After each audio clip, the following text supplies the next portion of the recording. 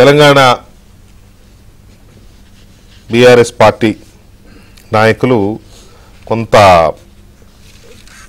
ఎందుకో మరి కొంత కన్ఫ్యూజ్ అవుతున్నారా లేక ఎదురుదాడికి దిగుతున్నారో తెలియదు కానీ కాంగ్రెస్ పార్టీ మీద దాడి జరుగుతోంది. ఎందుకంటే కాంగ్రెస్ పార్టీ బీఆర్ఎస్లో గెలిచిన ఎమ్మెల్యేలని తీసుకెళ్ళిపోతుంది కాబట్టి. సో దాన్ని కౌంటర్ చేయడానికి కావచ్చు, లేకపోతే వెళ్ళే తన ఎమ్మెల్యేలని కొంత మానసికంగా వాళ్ళని ధైర్యం చెప్పి కాపాడుకోవడం కోసం కావచ్చు, రకరకాలుగా ప్రయత్నాలు జరుగుతున్నాయి. ఈ ప్రయత్నాలు జరిగే క్రమంలో రకరకాల మాటలు వస్తున్నాయి. అందులో భాగంగానే కేటీఆర్ గారు నిన్న మాట్లాడుతూ ఏపీ రాజకీయాలను కూడా కోట్ చేశారు. ఏపీ రాజకీయాలను కోట్ చేస్తూ ఏమంటారంటే ఆయన 40% ఓట్లు వచ్చిన జగన్ హీరో అంటారు. 40% ఓట్లు వచ్చిన జగన్ హీరో, అసలు జగనే గెలుస్తాడని మేము అనుకున్నాం. సంక్షేమం బ్రహ్మాండంగా చేశాడు కాబట్టి, ప్రజలకు పథకాలు బాగా ఇచ్చాడు కాబట్టి జగన్ గెలుస్తాడని మేము భావించాం. మా అంచనాలు తప్పయ్యాయి. మా అంచనాలు తప్ప అదొక్కటే కాదు, సంక్షేమం అభివృద్ధి అనేది చేసినంత మాత్రాన జనం ఓట్లేరు అన్నారు. అంటే ఎందుకేస్తారో చెప్పలేదు ఆయన. ఈ రెండిటికే జనం ఓట్లేరు. జనం ఓట్లేయడానికి ఇంకా చాలా ఫ్యాక్టర్స్ ఎంచుకుంటారు, చాలా రకాల ఆలోచన చేసుకుని ఓట్లేస్తారు అనేది కేటీఆర్ గారు చెప్తున్నమాట. మన సంక్షేమం చేసిన అభివృద్ధి చేసిన జనం ఓట్లేయకపోతే ఇంక దేనికి వేశారు? ఇంకేదో ప్లస్సో ఇంకేదో మైనస్సో ఉంటే, అవతల వాడికి ప్లస్ ఉంటే దానికన్నా ఓట్లు పడి ఉండాలి. ఓడిపోయిన వాళ్ళ దగ్గర ఈ రెండింటినీ మించిన మైనస్ ఏదన్నా ఉంటే దానికన్నా ప్రజలు వ్యతిరేకించి ఉండాలి. వ్యతిరేకించి మరొక పార్టీ వైపు మొగ్గు చూపు ఉండాలి. దాని మీద మరి క్లారిటీ రాలేదా, వచ్చినా దాన్ని కేటీఆర్ గారు చెప్పలేదా అనేది మనకు తెలియదు. ఆయన అంతరంగం ఏంటనేది మనకు తెలియదు. తర్వాత చంద్రబాబు గారిని జగన్ ఏమో హీరో అన్నారు. చంద్రబాబు నాయుడు గారు చాలా బలమైన నాయకుడు ఇప్పుడు కేంద్రంలో కూడా. చంద్రబాబు నాయుడు గారి వల్ల తెలుగు రాష్ట్రాలకు, 2 తెలుగు రాష్ట్రాలకు మేలు జరుగుతాయని ఆశిస్తున్నాం. ఆయన 2 తెలుగు రాష్ట్రాల అభివృద్ధికి కృషి చేస్తున్నారని ఆశిస్తున్నాం. రైట్, మంచిది. ఎందుకంటే వాళ్ళ ఎన్డీఏలో ఒక కీలక భాగస్వామిగా ఉన్న చంద్రబాబు నాయుడు డెఫినెట్గా అటు ఆంధ్రప్రదేశ్ కోసం కృషి చేయడంతో పాటు తెలంగాణ కూడా అభివృద్ధి కూడా, తెలంగాణ సమస్యల పరిష్కారం కూడా కృషి చేస్తారని అందరూ ఆశిస్తున్నారు. అది కేటీఆర్ గారు అది కూడా చెప్పారు. రైట్, అందులో మనం అభ్యంతరం పెట్టాల్సింది కానీ లేకపోతే ప్రశ్నించాల్సింది కానీ ఏమి లేదు. వెల్కమింగ్ స్టేట్మెంట్ అది. దాంతోపాటు ఇంకొక ఆసక్తికరమైన ప్రకటన చేసింది ఏంటి అంటే, కేటీఆర్ గారు చేసిన ప్రకటన, తెలంగాణలో తెలుగుదేశం పార్టీ బలపడితే, మొన్నటిదాకానేమో అసలు ఆ టీడీపీ లేనేది కథం అయిపోయింది, ఖాళీ అయిపోయింది అన్నారు. ఇప్పుడు తెలుగుదేశం పార్టీ తెలంగాణలో బలపడితే అది మాకే లాభం, అంటే బీఆర్ఎస్కే లాభం అన్నారు. ఎందుకు వచ్చింది ఇది? నిన్న మొన్న 3-4 బీఆర్ఎస్ ఎమ్మెల్యేలపై చంద్రబాబు నాయుడు గారిని కలిశారు. ఎందుకు కలిశారు? ముఖ్యమంత్రిగా అయినందుకు మళ్ళీ అభినందించడానికి, శుభాకాంక్షలు చెప్పడానికి వెళ్ళారా, లేకపోతే ఇంకేమైనా లోపాయికారి మాట్లాడుకోవడానికి వెళ్ళారా మనకు తెలియదు, కానీ కలిసిన మాట వాస్తవం. అయితే ఆ కలిసిన దాన్ని బేస్ చేసుకుని అన్నారా, లేకపోతే ఇంకా వేరే వేరే ఫ్యాక్టర్స్ ఏమైనా ఉన్నాయా? ఇటీవల కాలంలో తెలుగుదేశం పార్టీకి సంబంధించిన కొంత బలం పెరుగుతున్నట్టు కనబడుతోంది క్యాడర్లో కానీ, ఇది కూడా జంట నగరాల్లో కానీ, లేకపోతే ఖమ్మము అటువంటి కొన్ని ప్రాంతాల్లో, రంగారెడ్డి జిల్లాలో. సో అందువల్ల అన్నారా, లేకపోతే ఫ్యూచర్ని దృష్టిలో పెట్టుకొని, ఫ్యూచర్ని, ఎందుకంటే బీఆర్ఎస్ పార్టీకి కాంగ్రెస్ పార్టీకి ఇప్పుడు ఉప్పు నిప్పులా ఉంది. ఎట్టి పరిస్థితుల్లోనూ కాంగ్రెస్ పార్టీకి బీఆర్ఎస్ పార్టీకి ఏం చేసినా సయోధ్య కుదిరే పరిస్థితి కనిపించట్లా. రేవంత్ రెడ్డి గారు ఎలాగైనా బీఆర్ఎస్ ఎమ్మెల్యేలు మొత్తాన్ని లాగేసి అసలు దానికి ప్రతిపక్ష హోదానే లేకుండా చేయాలి, వీలైతే మొత్తం పార్టీ లేకుండా చేయాలనే దీని మీద ఆయన ఉన్నాడనేది చాలా స్పష్టంగా అర్థమవుతోంది. ఈ పాయింట్లోనే కేసీఆర్ గారు బీజేపీ వైపు చూస్తున్నారు, బీజేపీ సహాయాన్ని కోరుతున్నారు అనే చర్చ ఒకటి జరుగుతోంది ఈ మధ్యకాలంలో. ఆయన మాట కూడా అన్నాడు వాళ్ళ ఎమ్మెల్యేల సమావేశంలో. కాబట్టి ఇప్పుడు ఎన్డీఏ భాగస్వామిగా టీడీపీ కూడా ఉంది కాబట్టి, కీలకమైన భాగస్వామి, మామూలు భాగస్వామి కూడా కాదు, మొత్తం కేంద్రంలో ఉన్న పార్టీలో 4వ అతిపెద్ద పార్టీగా ఇప్పుడు టీడీపీ ఉన్నది. సో టీడీపీ ఎన్డీఏలో కీలక భాగస్వామిగా ఉంది కాబట్టి ఇక్కడ పార్టీని ప్రొటెక్ట్ చేసుకోవడం ఒక అంశం అయితే, రెండో అంశము ఈ టెలిఫోన్ ట్యాపింగ్లు లేకపోతే అవి ఇవి ఏవో ఇక్కడ జరుగుతుంది. తెలంగాణలో ఒక పార్టీని ఇట్లా కేసులు అవి ఇవి చుట్టుముడుతున్నాయి. వీటి నుంచి బయటపడాలంటే కేంద్ర సహకారం తప్పదు. ఇంకా మనం పైకి ఎంత బింకాన్ని ప్రదర్శించినా, ఎంత గంభీరంగా డైలాగులు కొట్టినా కూడా తప్పదు. ఎవరిదో ఒక సహకారం తీసుకుంటే తప్ప కవిత గారి కేసు కావచ్చు, లేకపోతే ఈ ఫోన్ ట్యాపింగ్ కావచ్చు, ఇంకేవో చాలా 4-5 కనపడుతున్నాయి. అప్పుడు బీజేపీ వాళ్ళు టీఆర్ఎస్ ఎమ్మెల్యేలని కొనడానికి ప్రయత్నం చేశారని చెప్పి ఏకంగా వాళ్ళ ఆర్గనైజేషనల్ జనరల్ సెక్రటరీ బిఎల్ సంతోష్నే కార్నర్ చేసిన పరిస్థితి కావచ్చు. ఇటువంటివన్నీ ఉన్నాయి కాబట్టి ఏదో ఒక రాజీ ఫార్ములా ఉండాలి. అది కాంగ్రెస్తో కుదిరేలా లేదు. ఎందుకంటే ఇక్కడ గవర్నమెంట్ ముఖ్యం కాంగ్రెస్ పార్టీకి. కేసీఆర్తో రాజీ పడాల్సిన అవసరం కాంగ్రెస్ పార్టీకి లేదు. ఇప్పుడు ఆ మాటకు వస్తే బీజేపీకి కూడా లేదు. కానీ అక్కడే చంద్రబాబు లాంటి ఎవరో ఒక మధ్యవర్తితో లేకపోతే ఒక ఫ్రెండ్, ఒక పెద్దరికంగానో ఏదో ఒక అవసరం వస్తుందేమో. అంటే this is my version, my take only. So మరి ఇటువంటివన్నీ దృష్టిలో పెట్టుకొని వచ్చిందా? తెలుగుదేశం బలపడితే బీఆర్ఎస్కి లాభం, చంద్రబాబు నాయుడు 2 తెలుగు రాష్ట్రాలని 2 కళ్ళలాగా చూసుకోవాలి, సమస్యల పరిష్కారానికి కృషి చేయాలి, ఇట్లాంటి మాటలు ఎందుకు వచ్చాయి? ఇవి అంటూనే మళ్ళీ జగన్మోహన్ రెడ్డి హీరో అని అన్నారు. జగన్మోహన్ రెడ్డికి 40% ఓట్లు వస్తే జగన్మోహన్ రెడ్డి హీరో అయితే, మొన్న 23లో జరిగిన నవంబర్ ఎండింగ్లో జరిగిన అసెంబ్లీ ఎలక్షన్స్లో తెలంగాణలో మీకు కాంగ్రెస్ పార్టీకి ఉన్న ఓట్ల తేడా 2% కదా. మరి మీరు హీరోలే. ఒకవేళ ఓట్ల పర్సంటేజ్ ప్రకారం హీరోయిజము విలనిజము లెక్కేయాలనుకుంటే ఇట్ డజంట్, ఎందుకు అది పెద్దగా ఇది కాల. సీట్లు నంబర్ అక్కడ 40% ఓట్లు వచ్చినా ఆయనకు వచ్చింది 11 సీట్లే. అది ఎందుకు మర్చిపోయారో చిన్న లాజిక్.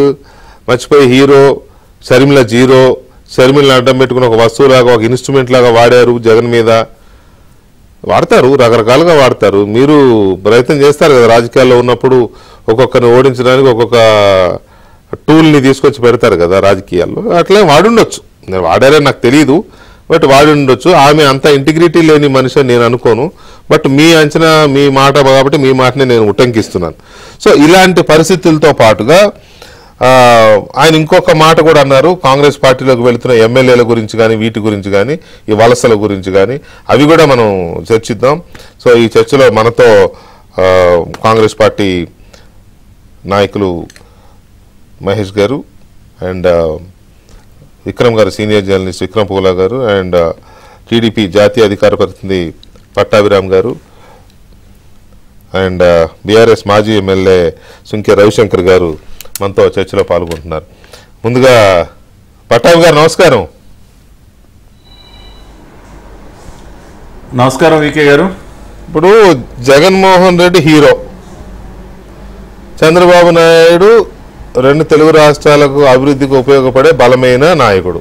ఈ 2 స్టేట్మెంట్స్లో ఏది మీకు నచ్చింది?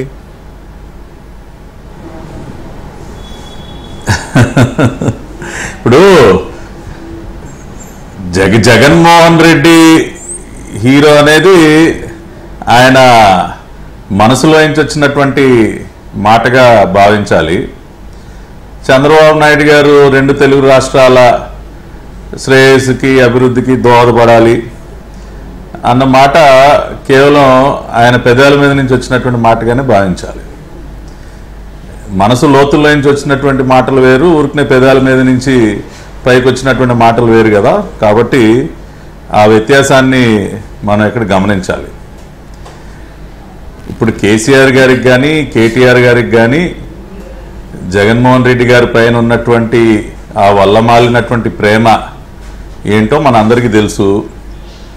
కేసీఆర్ గారు ఆయన బస్సు యాత్ర సందర్భంగా నాకున్న సమాచారం మేరకు జగన్మోహన్ రెడ్డి గారు మళ్ళీ చాలా బ్రహ్మాండమైనటువంటి విజయాన్ని సాధించబోతా ఉన్నారు ఆంధ్రప్రదేశ్లో అని ఆయన ఎన్నికలకు ముందు ఆయన ఇచ్చినటువంటి స్టేట్మెంట్లు, కేటీఆర్ గారు మాట్లాడినటువంటి మాటలు, వీటన్నిటిని మనం ఒకసారి గుర్తు చేసుకుంటే ఖచ్చితంగా జగన్మోహన్ రెడ్డి వాళ్ళ దృష్టిలో ఎప్పటికీ ఒక హీరోగానో, ఆయన ఎంత జీరోగా పడిపోయినా వాళ్ళ మనసు అంగీకరించదు.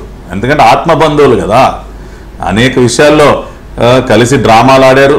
నాగార్జున సాగర్ డ్యామ్ వేదికగా వీళ్ళు ఆడినటువంటి డ్రామాలు, అదేవిధంగా అనేక కుంభకోణాల్లో వీళ్ళకు ఉన్నటువంటి పార్ట్నర్షిప్, ఇవాళ ఢిల్లీ లిక్కర్ స్కామ్లో కూడా ఇవాళ ఇటు శరత్ చంద్రారెడ్డి కానీ అటు కేసీఆర్ ఫ్యామిలీ మెంబర్స్ కానీ మరి వీళ్ళందరూ కూడా ఉన్నారు. మరి రకరకాలుగా వీళ్ళకు ఉన్నటువంటి భాగస్వామ్యాలు లిక్కర్ బిజినెస్లో, డ్రగ్ బిజినెస్లో రకరకాల పార్ట్నర్షిప్లు వీళ్ళకు ఉన్నటువంటి మాట మనం గుర్తు చేసుకోవాలి.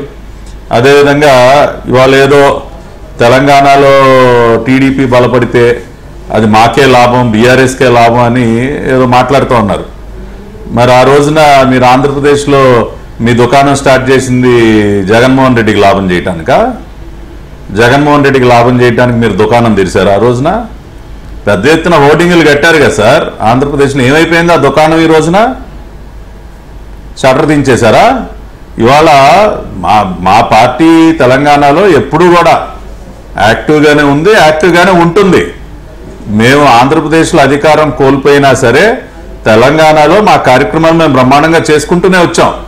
కొన్ని ఎన్నికలకు మేము దూరంగా ఉన్నప్పటికీ చంద్రబాబు నాయుడు గారు ఏ రోజు కూడా తెలంగాణలో పార్టీని వదిలిపెట్టలేదే. ఆయన ఎప్పుడు దానిని ఏదో ఒక రకంగా మళ్ళీ దాని పైకి తీసుకురావాలన్న ప్రయత్నాలు చేస్తూనే ఉన్నారు. కొంత సఫలీకృతం ఇప్పుడు ఇంకా కూడా ఎక్కువగా చేస్తాం. కాబట్టి మా ప్రయత్నాలు ఎప్పుడు లోపం లేదు. మీ పరిస్థితి ఏంటో చెప్పండి. మీరు అసలు దేనికి వచ్చారు, దేనికి ఎంట్రీ ఇచ్చారు ఆంధ్రప్రదేశ్లో? ఎవరికి మెయిల్ చేయడానికి మీరు ఎంట్రీ ఇచ్చారు? ఏమైపోయింది? పార్టీ ఆఫీస్ ఏమైపోయింది? మీ రాష్ట్ర అధ్యక్షుడు మీకు రిటర్న్ గిఫ్ట్ ఇవ్వడానికని అప్పుడే అదే అప్పుడు రిటర్న్ గిఫ్ట్లు ఇవ్వడానికి అన్నటువంటి మాటలు. కాబట్టి మీ దొంగ రాజకీయాలు, మీ దొంగ ములాఖతులు, మీ అనైతిక పార్ట్నర్షిప్లు, ఆంధ్రప్రదేశ్ ఏమైపోయినా పర్లేదు. ఇప్పుడు 2 రాష్ట్రాలు బాగుండాలి, 2 రాష్ట్రాల అభివృద్ధికి చంద్రబాబు నాయుడు గారు దోహదపడాలని ఇవాళ మీరు మాట్లాడుతున్నటువంటి మాటలు ఆ రోజున మీ నోటెమ్మట ఎందుకు రాలేదు? మా పోలవరం ప్రాజెక్టు గురించి ఎందుకు రాలేదు? పోలవరం ప్రాజెక్టు పూర్తికి మేము అన్ని రకాలుగా సహకరిస్తామని ఎందుకు మాట్లాడలేకపోయారు? ఎందుకు పదే పదే కేసులు వేయాల్సి వచ్చింది? ఎందుకు నీటి పంచాయతీలు పెట్టారు? మేము ఏ రోజన్నా తవ్వుకొచ్చామా తెలంగాణ రాష్ట్రంతో? మా సిద్ధాంతం ఎప్పుడు ఇవాళ మీరు కొత్తగా చెప్పక్కర్లా. చంద్రబాబు నాయుడు గారి సిద్ధాంతం ఎప్పుడు 2 తెలుగు రాష్ట్రాలు బాగుండాలనే. కానీ ఆ రకమైనటువంటి ధోరణి మీలో ఏమైపోయింది? మీరు ఎందుకు ఆ రకంగా వ్యవహరించలేకపోయారు? కాబట్టి మీరేం కొత్తగా మాకేమి హితోపదేశాలు చేయక్కర్లేదు కేటీఆర్ గారు. మీ పరిస్థితి ఏంటో ఇవాళ మీ అనైతిక స్నేహాల వల్ల, మీ హిడెన్ ఎజెండాల కోసం మీరు వ్యవహరించినటువంటి తీరు వల్ల ఇవాళ మీరెక్కడున్నారో, మీ పార్టీ ఏమైపోతా ఉందో ఇవాళ దొందులాగా మునిగిపోతా ఉన్నారు ఇద్దరు కూడా. రైట్. ఇక్కడ ఒక వ్యక్తి భూస్థాపితం అయిపోయాడు, అక్కడ కూడా ఇవాళ అదే పరిస్థితిని ఎదుర్కొంటూ ఉన్నారు మీరు. కాబట్టి మీ పరిస్థితి ఏంటో మీరు చూసుకోండి. మేము ఏ రకంగా ముందుకెళ్లాలో, ఎట్లా వ్యవహరించాలో చంద్రబాబు నాయుడు గారికి అన్ని కూడా బ్రహ్మాండంగా తెలుసు. ఖచ్చితంగా తెలంగాణ రాష్ట్రంలో తెలుగుదేశం పార్టీ బలపడి తీరుతుంది. మీరు ఎన్ని విధాలుగా దాన్ని అటు ఇటు వంకరలు తిప్పినా మేము చేసి మా ఎజెండా క్లియర్. రైట్. పాటాబ్ గారు ఒక్క నిమిషం. రవిశంకర్ గారు నమస్తే. నమస్తే అండి. రవిశంకర్ గారు, ఇప్పుడు ఆ మధ్య చంద్రబాబు నాయుడు గారు జైల్లో ఉన్నప్పుడు హైదరాబాద్లో ఆ ప్రొఫెషనల్స్, ఐటీ ప్రొఫెషనల్స్, లేకపోతే తెలుగుదేశం పార్టీ అభిమానులు కావచ్చు, కార్యకర్తలు కావచ్చు, ఎవరైనా అప్పుడేదో ఒక ప్రొటెస్ట్, ఒక కార్యక్రమం ఏదో చేస్తామనంటే కవిత గారు, కేటీఆర్ గారు, ఆ మాట కోసం హరీష్ రావు గారు అందరూ అన్న మాట ఏంటంటే అక్కడ జరిగేదానికి ఇక్కడేందే ప్రోగ్రామ్స్ అని అనుమతులు ఇవ్వాల. కొన్ని చోట్ల ప్రోగ్రామ్స్ అడ్డుకున్నారు పోలీసులు, అరెస్టులు కూడా అయినాయి. మీకు తెలిసి ఇదంతా ఏం జరిగిందో. అప్పుడు ఇచ్చిన స్టేట్మెంట్లు కూడా ఏమనుంటే అక్కడ చూసుకోవాలి, ఆ రాష్ట్ర రాజకీయాలకు ఇక్కడ అడావుడు ఏంటి అన్న మాట కూడా వచ్చినాయి. ఆ రాష్ట్ర రాజకీయాలతో మాకు సంబంధం లేదు కూడా అన్నారు. కానీ నిన్న క్లియర్గా ఆంధ్రప్రదేశ్ రాజకీయాల గురించి, అక్కడ ఓడిపోయిన జగన్మోహన్ రెడ్డి గారి గురించి, గెలిచిన చంద్రబాబు నాయుడు గురించి ఇవన్నీ మాట్లాడడంలో ఏంటి అంటే స్ట్రాటజీ మారుతోందా? ఏ ఉద్దేశంతో అని ఉండొచ్చు?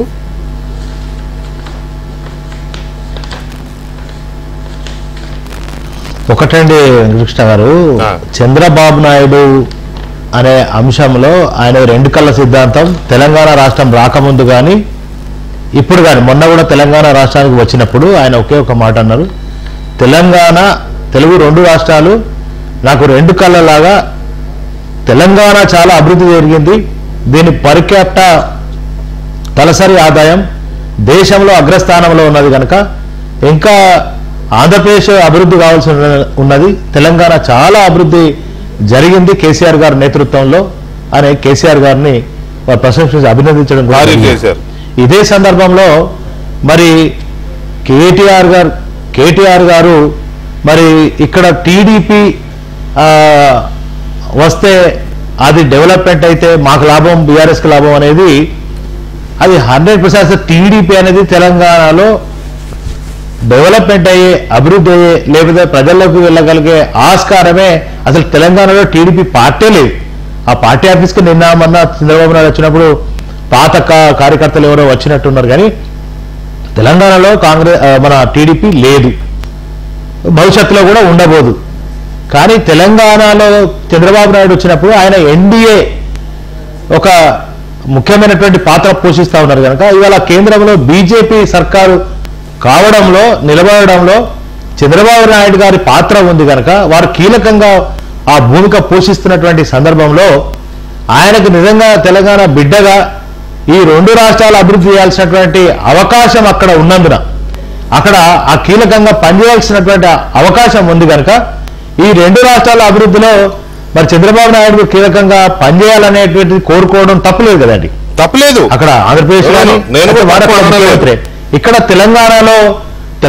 తెలంగాణలో కూడా మీరు ఒక్క నిమిషం అండి. అయితే కేటీఆర్ గారు అన్న దాంట్లో చంద్రబాబు నాయుడు గారు రేపు తెలంగాణ అభివృద్ధి జరగడంలో కూడా వారి కీలకమైన భూమిక కానీ పాత్ర కానీ ఉండాలని కోరుకుంటున్నారు అంతే తప్ప ఇక్కడ చంద్రబాబు నాయుడు టీడీపీ పార్టీ మళ్ళీ పెరుగుతుంది, లేకపోతే అది పెరగడం ద్వారా బీఆర్ఎస్కి లాభం అవుతుంది అనేటువంటిది అది కరెక్ట్ కాదు. అయితే దాంట్లో నేను అనేది ఏంటంటే కేటీఆర్ గారు చెప్పిన ఉద్దేశం తెలుగు రాష్ట్రాలకు, రెండు రాష్ట్రాలకు లాభం చంద్రబాబు నాయుడు గారు జరుగుతుంది అనేటువంటిది వారు బహుశా అనుకునే వచ్చి. అదేవిధంగా జగన్ అక్కడ 40% ఓట్లు రావడం నిజంగా సంక్షేమం డైరెక్ట్గా పేదలకు ఎక్కడ కూడా ఒక రూపాయి తెలంగాణ రాష్ట్రంలో కేసీఆర్ గారి నేతృత్వంలో ఎక్కడ ఒక రూపాయి లంచం లేకుండా నేరుగా అది ఆసరా పెన్షన్ కావచ్చు, అది కళ్యాణ లక్ష్మి కావచ్చు, అది రైతు బంధు కావచ్చు, చేరింది. కాంగ్రెస్ పాలన, అరాచకాలు లేని పాలన, ఆధిపత్యం లేని పాలన, అప్రజాస్వామిక పాలన, వీటి గురించి మనం నెక్స్ట్ మాట్లాడదాం. ప్రస్తుతం ఆంధ్రప్రదేశ్లో జగన్మోహన్ రెడ్డి హీరో ఎలా అయ్యాడు కేటీఆర్ గారి దృష్టిలో, చంద్రబాబు నాయుడు గారు బలమైన నాయకుడు, రెండు రాష్ట్రాలకు ఉపయోగపడాలి, అది కోరుకోవడం తప్పలేదండి. నేను కూడా చెప్తున్నా కదా, సీనియర్ నాయకుడుగా సుదీర్ఘకాలం ఉమ్మడి రాష్ట్రానికి ముఖ్యమంత్రిగా చేసిన వ్యక్తిగా ఇప్పుడు ఆయన ఎన్డీఏలో కీలకమైన పాత్ర పోషిస్తున్నాడు కాబట్టి తెలంగాణ సమస్యల విషయంలో కూడా ఆయన జోక్యం చేసుకోవాలని కేటీఆర్ గారు అనడంలో ఎలాంటి తప్పు లేదు. దాంట్లో మనం తప్పు పట్టాల్సింది కానీ రంధ్రాన్వేషణ చేయాల్సింది కానీ లేదు. కాకపోతే నేను ఎందుకు ఆ ప్రశ్న వేయాల్సి వస్తుంది అంటే, ఓడిపోయిన 40% ఓట్లు తెచ్చుకున్న జగన్మోహన్ రెడ్డి హీరో అయితే ఆ గెలిచిన పార్టీని లేదా ముఖ్యమంత్రిగా ఉన్న ఆయనని తక్కువ చేసి మాట్లాడటం ఎలా? ఈ రెండింటికి సింక్ అవ్వట్లేదు కదా, అందు గురించి నేను ఆ ప్రశ్న తీసుకున్నా.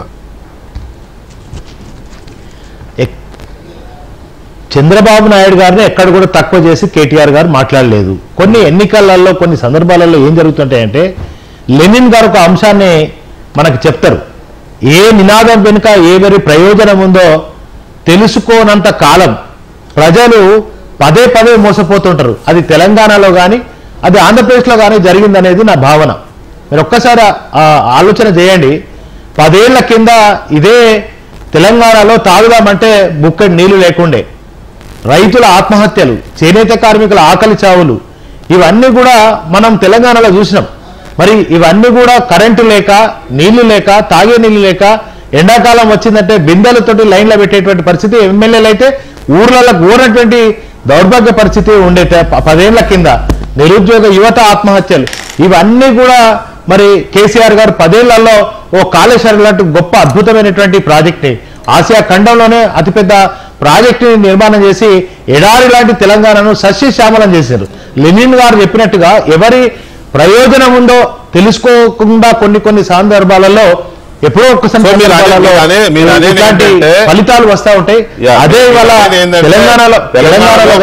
తెలంగాణలో కానీ ఆంధ్రప్రదేశ్ లో కానీ ప్రజలు పొరపాటు చేశారు. అక్కడ అంతే ఇక్కడ అంతే, అదే కదా మీరు చెప్పదలుచుకున్నది. నో నేను అనేది అబద్ధాల హామీలతో. ఇప్పుడు కేసీఆర్ గారు 2000 పెన్షన్ ఇస్తే 4000 ఇస్తా అని రేవంత్ రెడ్డి చెప్పిండు. 9 తారీఖు నాడే 2 లక్షల రుణమాఫీ చేస్తా అని చెప్పిండు. కేసీఆర్ గారు 1,00,000 రూపాయల రుణమాఫీ ఇస్తా అంటే అదే రేవంత్ రెడ్డి గారు 2 లక్షలు ఇస్తా అన్నాడు. కేసీఆర్ గారు 2000 పెన్షన్ ఉన్నది, మీరు 9వ తారీఖు నాడు 4000 పెన్షన్ అందుకోమని చెప్పిండు. కళ్యాణ లక్ష్మి ఉన్నది, కళ్యాణ లక్ష్మి తులం బంగారం మేము అదనంగా ఇస్తామని చెప్పి నమ్మితే ఇట్లా అబద్ధపు హామీలతో అందలం ఎక్కినటువంటి ఇవాళ కాంగ్రెస్ ప్రభుత్వం. ఇవాళ డిఎస్సి ద్వారా కూడా పిల్లలు ఎంత రోడ్డున మళ్ళీ 10 ఏళ్ల కింది తెలంగాణ మనకు కనబడతా ఉన్నది. ఉస్మానియా యూనివర్సిటీలో కానీ పోలీసుల అరాచకత్వం, దాష్టికం, అరెస్టులు, జైళ్లు, మరి మళ్ళా ముళ్ళ కంచాలు వీళ్ళే మాట్లాడింది కదండి. ఇవాళ అవన్నీ కూడా మళ్ళీ విద్యార్థుల మీద ఏదైతే చెప్పినారో మాట్లాడుకుంటే అంత మంచిది. రైట్. ఎనీవే, ఈ కార్యక్రమంలో ఎందుకు జగన్మోహన్ రెడ్డి గారు హీరో అయినాడు? కేటీఆర్ గారికి జగన్మోహన్ రెడ్డి గారిని హీరో వర్షిప్ తెచ్చుకోవడం నాకేం అభ్యంతరం లేదు, కానీ ప్రజలు ఒక డెసిషన్ ఇచ్చారు. ఇక్కడ చెప్పుకోవట్లేదు కదా, మేమే హీరోలు అని చెప్పుకోవాలి కదా, ఇక్కడ చెప్పుకోవట్లేదు. జగన్మోహన్ రెడ్డి గారికి హీరో వర్షిప్ ఇచ్చారు అంటే బీఆర్ఎస్ పార్టీ ఆంధ్రప్రదేశ్లో కూడా ప్రజలు తప్పు చేశారని అక్కడ ప్రజలను కూడా నిందించదలుచుకుందా? ఇక్కడ ప్రజల్ని నిందించినట్టు ఇక్కడ ప్రజల్ని ఎలాగో అంటున్నారు, తెలంగాణ ప్రజల్ని ఎలాగో అంటున్నారు, మీరు గుడ్డిగా నమ్మి మోసపోయారు, తప్పు చేశారనే మాటలు వస్తున్నాయి. ఇంకో మాట కూడా అన్నారు, ఏమని ఆంధ్ర వాళ్ళు తెలివైన వాళ్ళు కాబట్టి ఆంధ్ర వాళ్ళు ఒక్క నిమిషం ఆంధ్ర వాళ్ళు తెలివైన వాళ్ళు కాబట్టి హైదరాబాద్ చుట్టుపక్కలంతా బీఆర్ఎస్ వాళ్ళు గెలిపించుకున్నారు, గ్రామీణ ప్రాంతాల్లో ఓడిచ్చారు బీఆర్ఎస్ వాళ్ళని, అది కూడా వారే అన్నారు. సో వీటి మీద ఇంకొంచెం మహేష్ గారు, సరే కాంగ్రెస్ పార్టీలోకి ఎమ్మెల్యేలు ఎందుకు వెళ్తున్నారు, ఎలా తీసుకోవాలి, మేము అట్లా చేయలేదు ఇట్లా చేయలేదు అవన్నీ మాట్లాడారు, అవి తర్వాత మాట్లాడదాం. ఆంధ్రప్రదేశ్లో జరిగిన దాన్ని కూడా తెలంగాణలో ఎట్లయితే ప్రజలు మోసపోయారో అక్కడ కూడా అట్లాగే మోసపోయారు. 40% ఓట్లు వచ్చిన జగన్ హీరో అనే కామెంట్స్ని ఎలా రిసీవ్ చేసుకోవచ్చు మనం? వికే గారు, అంటే వాళ్ళు బేసిక్గా వాళ్ళు ఢిల్లీలో హరీష్ రావు గారు, కేటీఆర్ గారు ఢిల్లీ పోయిందే ఈ బీజేపీ ఎన్డీఏ కూటమితో ఏదో ఒక రకమైన సయోధ్య కుదిర్చి తీహార్ జైల్లో గత 4-5 నెలలుగా మగ్గుతున్నటువంటి కవిత గారిని బయటికి తీసుకొచ్చే ప్రయత్నాలు ఏదో ఉన్నట్టున్నారు వాళ్ళు. అంతే కదా. దాని నుంచి వీళ్ళు why they are in Delhi అని ఇక్కడ ఒక చర్చ మొదలైంది. ఎందుకు వీళ్ళు ఢిల్లీలో ఉన్నారు, 2-3 రోజులుగా ఎందుకున్నారు అంటే, మేము ఇక్కడ ఏదో నేషనల్ మీడియాకి ఏదో ఉద్ధరించడానికి వచ్చినాము, ఈ ఎమ్మెల్యేల విషయంలో చేరికల విషయంలో ప్రశ్నించడానికి వచ్చినామని ఒక కవరింగ్ షీల్డ్ స్టోరీ ఒకటి ప్రిపేర్ చేసుకొని ప్రెస్ ముందుకు వచ్చి వాళ్ళకి ఏదో వాళ్ళు తోచింది మాట్లాడిపోయే ప్రయత్నం చేశారు. బట్ వాళ్ళు చాలా విషయాలు దొరికిపోయారు. అంటే బేసిక్గా ఎమ్మెల్యేల గురించి, ఎమ్మెల్యేల మార్పుల గురించి బీఆర్ఎస్ నాయకులు కేటీఆర్ గారు, హరీష్ రావు గారు, కేసీఆర్ గారు మాట్లాడే నైతిక హక్కు వాళ్ళకి ఏమైనా ఉంటే కదా తెలంగాణ సమాజం దాన్ని కొంత సీరియస్గా తీసుకొని అటెన్షన్ ఇచ్చి మాట్లాడేది, అది లేదు. సరే, జగన్ హీరో ఎందుకు అనిపిస్తున్నారు కేటీఆర్ గారికి అంటే, వాళ్ళు ముందు కొంత ఒక అజంప్షన్స్లో వాళ్ళు ఇక్కడ మా చేతిలో చిత్తుగా ఓడిపోయిన తర్వాత పవర్కి దూరం అయితే పక్కన మన ఫ్రెండే కదా ఉంటాడు, మళ్ళీ ఒక రౌండ్ అధికారంలోకి వస్తే మన అంటే వాళ్ళలాగా 10 ఏళ్ళు కనుక మళ్ళీ సెకండ్ టర్మ్ వస్తే ఆంధ్రప్రదేశ్ మీద మనం పాగా వేద్దాము, లేదంటే ఆంధ్రప్రదేశ్ వనరుల మీద కన్నేద్దాము. ఎందుకంటే తెలంగాణలో ఇంకా దోసుకోవడానికి ఏం లేవు వెంకటకృష్ణ నిజంగా కూడా. అంటే మిగులు బడ్జెట్తో మొదలైన రాష్ట్రాన్ని 7,12,000 కోట్ల అప్పులకు దిగజార్చి ఇంకా దోయడానికి ఏమున్నాయి? 6,000 కోట్ల హైదరాబాద్ చుట్టుపక్కల ధరణిని అడ్డం పెట్టుకుని 6,000 కోట్ల భూములు, ఇంకా వనరులు. నేను అనేది అప్పులు తెచ్చుకొని దోచుకునే స్టేజ్ కూడా ఒక ఇప్పుడు మేము నెట్టుకొస్తున్నాం. మా సంసారం కనుక బయట పెడితే కడుపు దించుకుంటే కాలం కనబడుతుంది అంటుంది. ఇప్పటికి 25,000 కోట్ల అప్పులు తెస్తే తప్ప జీతాలు ఇస్తలేము, అంత దోపిడీ చేసిపోయినారు వాళ్ళు. ఇందాక ఒక మాట రవిశంకర్ అని ఒక మాట అన్నాడు, పాపం ఆయన ఉద్యమకారుడు, వారంటే గౌరవం కానీ తప్పనిసరి పరిస్థితి, వారు మాట్లాడాల్సి వస్తుంది కాబట్టి మాట్లాడుతున్నాడు ఆయన. వారి మాటల్లోనే చెప్దాం. లెనిన్ గారు కోట్ ఒకటి చేశారు, ఎవరి నినాదం వెనుక ఎవరి ప్రయోజనాలు దాగున్నాయో ఎవరికెరకనే లెనిన్ గారు ఆ ఉద్యమ కాలంలో ఒక మాట అంటారు. నేను కూడా అదే అంటున్నా, తెలంగాణ ప్రజలు కేసీఆర్ జై తెలంగాణ నినాదం వెనుక నాకే అధికారం ఇస్తే కాపలా కుక్కనై ఉంటానని చెప్పే మాటల వెనకాల తెలంగాణ మొత్తాన్ని లూటీ చేయాలనే నినాదం దాగి ఉంది, ఆ కుట్ర దాగి ఉందనే విషయం గుర్తించడానికి తెలంగాణ ప్రజలు 10 ఏళ్లు పట్టింది. అప్పటికి తెలంగాణ జరగాల్సిన నష్టం అంతా జరిగిపోయింది. నేను ఇందాక చెప్పినట్టు మిగులు బడ్జెట్ రాష్ట్రం కాస్త 7 లక్షల కోట్ల అప్పులకు దిగజారిపోయింది. ఎక్కడ చూసినా అప్పులు, ఎక్కడ చూసినా ఆస్తుల అమ్మకం, ఎక్కడ చూసినా కబ్జాలు, ఎక్కడ చూసినా దోపిడీలు. అది పైపెచ్చు ఎప్పుడైనా కూడా ఓటమి కొంత ఒక మెచ్యూరిటీని నేర్పాలి ఏ లీడర్కైనా కూడా.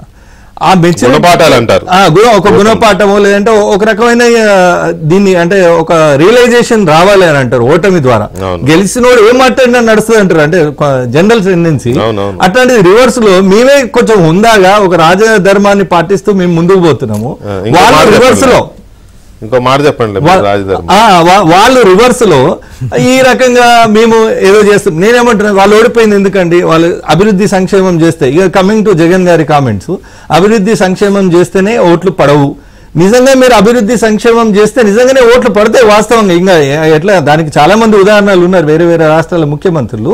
నువ్వు అభివృద్ధి సంక్షేమం ఎక్కడ చేసినావు, అవినీతి, కుటుంబ పాలన, అహంకారం, ఎవరిని గెలవను, ఈయన ప్యాలెస్ లో ఉండి ఎవరిని గెలవరు, ఆయన ప్యాలెస్ నుంచి ఎవరిని గెలవరు. ఈ వీళ్ళ పోలికలు కూడా చాలా దగ్గరగా ఉంటాయి. వెంకటకృష్ణ గారు ఎవరిని ఎమ్మెల్యేలను గెలవరు, మంత్రులను గెలవరు, మంత్రులైనా ఎమ్మెల్యేలైనా నేను కుక్కను తీసుకుపోయి నిలబెట్టిన గెలిపించుకొస్తాననే అహం ఏదైతే ఉండేనో అది ప్రస్ఫుటంగా కేసీఆర్ గారిది తూచా తప్పకుండా అక్కడ కూడా కనబడదు. యాజ్ ఇట్ ఈస్ డిటోగా ఒక రిప్లికా ఆఫ్ కేసీఆర్ లాగా జగన్ గారు కూడా బిహేవ్ చేశారు.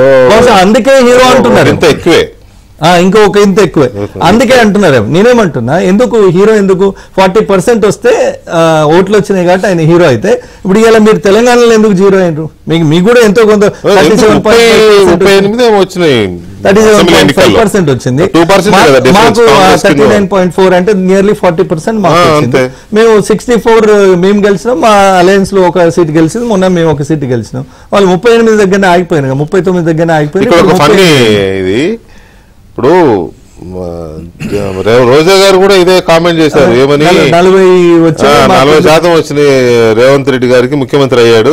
మా జగనన్న కూడా 40% వచ్చాయి, కాకపోతే వాళ్ళు కలిశారు కాబట్టి ఏదో అయ్యారు. అట్లా కాదు కదా, మార్కులు అనేవి సీట్లు లెక్క కదా. ఇక్కడ ఒక్కటి ఒక చిన్న ఆడియో ఉంది, అది విన్నాం, అది అదే టెక్నిక్ వస్తుందా? Right, okay. నేనేమంటున్నా అంటే, మనం ఓడిపోయినామనే సోయి తెచ్చుకొని ఎక్కడ తెలంగాణ ప్రజలకు ఎందుకు దూరమైన అంతర్మదనం ఎక్కడ కూడా బీఆర్ఎస్ పార్టీ నాయకత్వంలో కనబడతలేదు నిజంగా కూడా. ఇప్పుడు అదే కొనసాగిస్తున్నారు. ఢిల్లీలో కూర్చొని ఏం మాట్లాడుతున్నారు, మేము అప్పుడు చేర్చుకుని, ఆయన వీడియోలు చాలా ఉన్నాయి. వస్తానంటే వద్దంటారా, చేయనైతామంటే వద్దంటారా అంటే ఏ పార్టీ అయినా అని అప్పుడు గంభీరాలు పలికిన కేటీఆర్ గారు ఇప్పుడు అక్కడ పిల్లి రాగాలు తీస్తున్నాడు ఢిల్లీ పోయి. కేసీఆర్ గారు కూడా ఎట్లా పడతాడో చేసుకుంటా ఊకుంటారా, అది మళ్ళీ మొత్తం మా పార్టీ అసలు ఎవరు మాట్లాడుతారు అంటే, నేను చూడండి 1000 గొడ్లను నిన్న రాబందే పుణ్య తీర్థయాత్రలకు పోయినట్టు పుణ్యం కోసము మొత్తం యథేచ్ఛగా మా పార్టీనే శాసనసభ పక్షాన్ని విలీనం చేసుకుని కాంగ్రెస్ అంతా రాజకీయంగా బొందబెట్టాలని ప్రయత్నం చేసిన ఈ దుర్మార్గులు ఇలా కూర్చొని నీతులు వల్లిస్తే చూసే ప్రజలకు కూడా ఒక రకమైన ఏహేయభావం, ఒక విరక్తి కలుగుతుంది. ఏంటి కేటీఆర్ గారు ఇలా మాట్లాడుతున్నారా, కేసీఆర్ గారు ఇలా మాట్లాడుతున్నారా, మాట్లాడొచ్చా? నేనేమంటున్నా, జగన్ ఏ విషయంలో హీరో అయిండో అయితే మీలాగా రాచరిక పొడొక్కడలు బౌడా మీరు ప్యాలెస్ ఇప్పుడు రాజకీయాల్లో గొప్ప నాయకుడు అంటారు, రాజనీతిజ్ఞుడు అంటారు, లేకపోతే బ్రహ్మాండమైన రాజకీయ నాయకత్వ లక్షణాలు ఉన్న నాయకుడు అంటారు, ఇట్లా అంటారు. కానీ హీరో ఎలా అయ్యాడు హీరో అనేది నేనేమంటున్నా అంటే, ఇంకా షర్మిల గారు జీరో, జగన్ గారు హీరో అన్నట్ట. అదొకటి షర్మిల టూల్ గా వాడుకున్నాడు. షర్మిల గారు ఏ జగన్ అయితే రాజన్న బిడ్డ ఎట్లనో షర్మిల గారు కూడా రాజన్న బిడ్డ. ఇంకో ఒక వంతుకు జగన్ గారికి వ్యాపారంలో అన్ని రకాలుగా సహకరించింది రాజశేఖర రెడ్డి గారు. ఆ రకంగా సహకరించినందుకు ఆయన బద్నాం కూడా ఆయన కొంతవరకు అట్లాంటిది. రెండోది, షర్మిల గారు ఏంటి, రాజశేఖర రెడ్డి గారు ఉన్నప్పుడు ఎంపీ చేస్తే ఇవాళ నువ్వు లీడర్, జగన్ గారు ఆంధ్రాలో లీడర్. మరి షర్మిల గారు ఏంటి, స్వయంగా ఆమంతట ఆమె అన్ని కాళ్ళ బలుపం కట్టుకొని రాష్ట్రం అంతా, ఆయన జైల్లో ఉంటే రాష్ట్రం అంతా నడిచి పార్టీని కాపాడింది ఆమె, మీ పార్టీ కదా, పార్టీని ఆమె. తర్వాత ఇప్పుడు మా పార్టీ ఆంధ్రాలో పుంజుకుంటుంది, మేము హోదా నినాదానికి కట్టుబడి ఉన్నాం, దానిలో భాగంగా ఆమె ఫైట్ ఇచ్చింది. ఎస్ అఫ్ కోర్స్ మేము మాకు ఒకటండి, షర్మిల గారిని ఒక వస్తువులాగా ఎవరో వాడుకున్నారు, లేకపోతే ఎవరో ప్రయోగించారు, ఇది రాంగ్ స్టేట్మెంట్. అసలు ఆమె ఇంట్లోంచి వెళ్ళగొట్టింది, ఆమెకు అన్యాయం చేసింది, ఆమె ఆస్తులు మొత్తం ఎగ్గొట్టింది సొంత అన్న కదా, అందుకే ఆమె బయటకు వచ్చింది. లేవు రావాల్సిన అవసరం ఎవరో వాడుకున్నారంటే స్ట్రైట్ గా ఆమె మాటల్లోనే చెప్పాలి అంటే మన బంగారం మంచిదైతే ఆమె మాటే అది, ఆ మాటల్లో చెప్పాలి. గారు ఇక్కడ ఈ జగన్మోహన్ రెడ్డి గారు హీరో అన్నది ఎందుకో నాకు అర్థం కాల. ఆయన అన్నందుకు నాకేం అభ్యంతరం లేదు, కానీ ఇది ఎట్లుందంటే ప్రభాస్ హీరో కానీ రానా బాగా యాక్ట్ చేశాడు అన్నట్టుంది ఆ స్టేట్మెంట్. ఇదే పైగా రోజా గారు ఇలాంటి మాటలే మాట్లాడతారు. 40% ఓట్లు వచ్చిన రేవంత్ రెడ్డి సీఎం అవ్వలేదా, మాకు 40% వచ్చినాయి. ఒక ఆడియో వినిపిస్తాను, టెక్నికల్ ఇష్యూ వల్ల వీడియో ప్లే చేయలేని కానీ ఆడియో వినొచ్చు, విన్న తర్వాత దాంట్లోకి వెళ్దాం. ఒక 40% ఓటింగ్ తో రేవంత్ రెడ్డి ఈ రోజు సీఎం అయ్యాడు, 40% ఓటింగ్ తో ఈ రోజు ప్రధానమంత్రి అయ్యారు. మరి 40% ఓటింగ్ వచ్చిన జగన్మోహన్ రెడ్డికి 11 సీట్లు ఏంటి? ఇది ఏంటి? తెలుగులో 57 వచ్చినాయి సార్, హిందీలో 70 వచ్చినాయి సార్, ఇంగ్లీష్ లో 56 వచ్చినాయి సార్, మ్యాథ్స్ లో 58 వచ్చినాయి సార్, సైన్స్ లో 43 వచ్చినాయి సార్, సోషల్ లో 31 సార్. దాంట్లో 4 మార్కులు తగ్గినాయి సార్. ఒక్క సబ్జెక్ట్ పట్టుకొని 4 మార్కులు పట్టుకొని మీరు ఎలా ఫెయిల్ చేస్తారు సార్?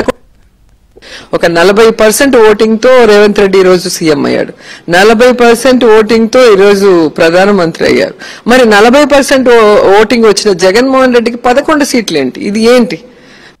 తెలుగులో 57 వచ్చినాయి సార్, హిందీలో 70 వచ్చినాయి సార్, ఇంగ్లీష్ లో 56 వచ్చినాయి సార్, మ్యాథ్స్ లో 58 వచ్చినాయి సార్, సైన్స్ లో 43 వచ్చినాయి సార్, సోషల్ లో 31 సార్. దాంట్లో 4 మార్కులు తగ్గినాయి సార్. ఒక్క సబ్జెక్ట్ పట్టుకొని 4 మార్కులు పట్టుకొని మీరు ఎలా ఫెయిల్ చేస్తారు సార్? ఏంటి సార్ విక్రమ్ గారు ఇది? అక్కడ జీరో ఎలా అట్లనే 40% ఓట్లు వచ్చిన రేవంత్ రెడ్డి ఇక్కడ హీరో ఎలా అయ్యాడు, అక్కడ 40% వచ్చిన జగన్ రెడ్డి అక్కడ జీరో ఎలా అయ్యాడు సార్? చెప్పండి సార్. మన అన్ఫార్చునేట్ థింగ్ ఏంటంటే ఇటువంటి వాళ్ళంతా రాజకీయాల్లోకి రావటం, కర్మ, వాళ్ళ అజ్ఞానాన్ని బయట పెట్టడం. 40% అవుట్ ఆఫ్ హౌ మచ్, ఇది ఎంత అనేది చాలా యాజ్ సింపుల్ యాజ్ దట్ కదా. ఒకటండి, ఇప్పుడు ఒక సామెత ఉంది, the birds of the same feather flock together అంటారు. అట్లాగా ఇవాళ కేటీఆర్ గారు జగన్మోహన్ రెడ్డి గారిని పోగొట్టడం చూస్తుంటే నాకు అది గుర్తొస్తుంది అనమాట. తర్వాత ఇంకోటి విల్ డ్యూరాంట్ అని ఒక ఫేమస్ హిస్టోరియన్ ఫిలాసఫర్ ఉన్నాడు. ఆయన ఒక ప్రతిపాదన చేస్తాడు, వర్షిప్ ఆఫ్ ఫాల్స్ హీరోస్ అని. ఆ ఫాల్స్ హీరో అంటే ఈయన కూడా వర్షిప్ ఎవరిని చేస్తున్నాడు, రియల్ హీరోనా ఫాల్స్ హీరోనా? ఫాల్స్ హీరో, ఆయన దృష్టిలో రియల్ హీరో. అదే అది ఆ ఫాల్స్ హీరో అనేది ప్రజలు తెలియజెప్పారు. ఆయన ఒరిజినల్ హీరోనా ఫాల్స్ హీరోనా అనేది తెలియజెప్పారు. ఒకటండి, కొన్ని రోజులుగా పేపర్లో మనకి కొన్ని వార్తలు వస్తుంటే ఎంత దారుణం అంటే, ప్రజాధనాన్ని ఒకప్పుడు తగ్గులు పిండారీలు అనేవాళ్ళు కదా, ఆ స్థాయిలో కొలగొట్టారు రాష్ట్ర ఖజానాని. కొంతమంది చూస్తుంటే ఇవాళ మనం చూస్తున్నాం, చంద్రబాబు నాయుడు గారిని చూస్తుంటే ఆయన ముఖంలో చిరునవ్వు లేదు, గెలిచామనేది ఆనందం ఎక్కడ, సమస్యలు. అంటే ఇంత దారుణమైనటువంటి రాష్ట్రాన్ని చేసిన తర్వాత కూడా, అవన్నీ తెలిసిన తర్వాత కూడా కేటీఆర్ గారు ఆ విధంగా 40% వచ్చినాయి, ఆయన నా దృష్టిలో, మీ దృష్టిలో హీరో కావచ్చు కాక, అది మీరు అది ఆ రకంగా చెప్పడం అనేటువంటిది ప్రజల్లో ఏ విధమైనటువంటి సంకేతాలు వెళ్తుంది అనేది ఆయన చెప్పాలి. ఇంకోటి ఎంత దీనిగా మాట్లాడేటంటే ఆయన నిన్న ఢిల్లీలో కూర్చొని, అంటే మీరు ఆ మధ్య నేను ఏదో చెప్పబోతుంటే మీరు అన్నారు హిస్టరీ మీరు ఎక్కువ మాట్లాడతారు ప్రజెంట్ అన్నారు. హిస్టరీ అనేది మనం రిమైండ్ చేయకపోతే, ఇవాళ హిస్టరీ రిమైండ్ చేయకపోతే ప్రజెంట్ ఉండదు, ఫ్యూచర్ ఉండదండి. ఇవాళ నిన్న ఆంధ్రజ్యోతి విలేకరే, నాకు పేరు తెలియదు ఎవరు, నేను చదివిన దాని ప్రకారం ఆయన కృష్ణ ఆయన ఒకటి లేవనెత్తితే ఆయన మీద విరుచుకుపడ్డాడు. ఎందుకంటే మొత్తం విలీనమైందట్టాడు. ఎంత ఫాల్స్ అంటే, ఎంత అంటే వాట్ ఈస్ దిస్ అడ్వాసిటీ అంటే, ఒక మీడియాని పట్టుకొని మీకు కావాలంటే మీకు నచ్చినట్టు మాట్లాడితే సెలెక్టివ్గా కొంతమందిని పిలుచుకొని మాట్లాడుకోవాలి. అంతేగాని మొత్తాన్ని మీడియాని పిలిచి మీడియా క్వశ్చన్ చేస్తుంటే మీడియాకి సమాధానం చెప్పలేక అబద్ధాలు చెబుతా మళ్ళీ ఆయన మీద రివర్స్లో మాట్లాడుతున్నాడు. తలసాని శ్రీనివాస యాదవ్ని ఎప్పుడండి చేర్చుకుంది?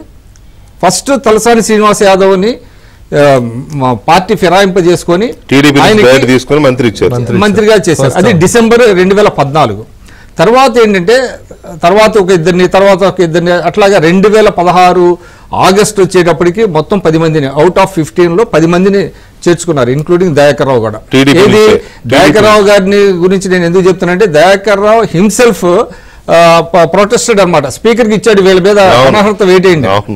అలాంటి దయాకర్ రావు కూడా, అటువంటి దయాకర్ రావు కూడా వెళ్ళిన తర్వాత 10 మంది అయ్యారు అప్పుడు.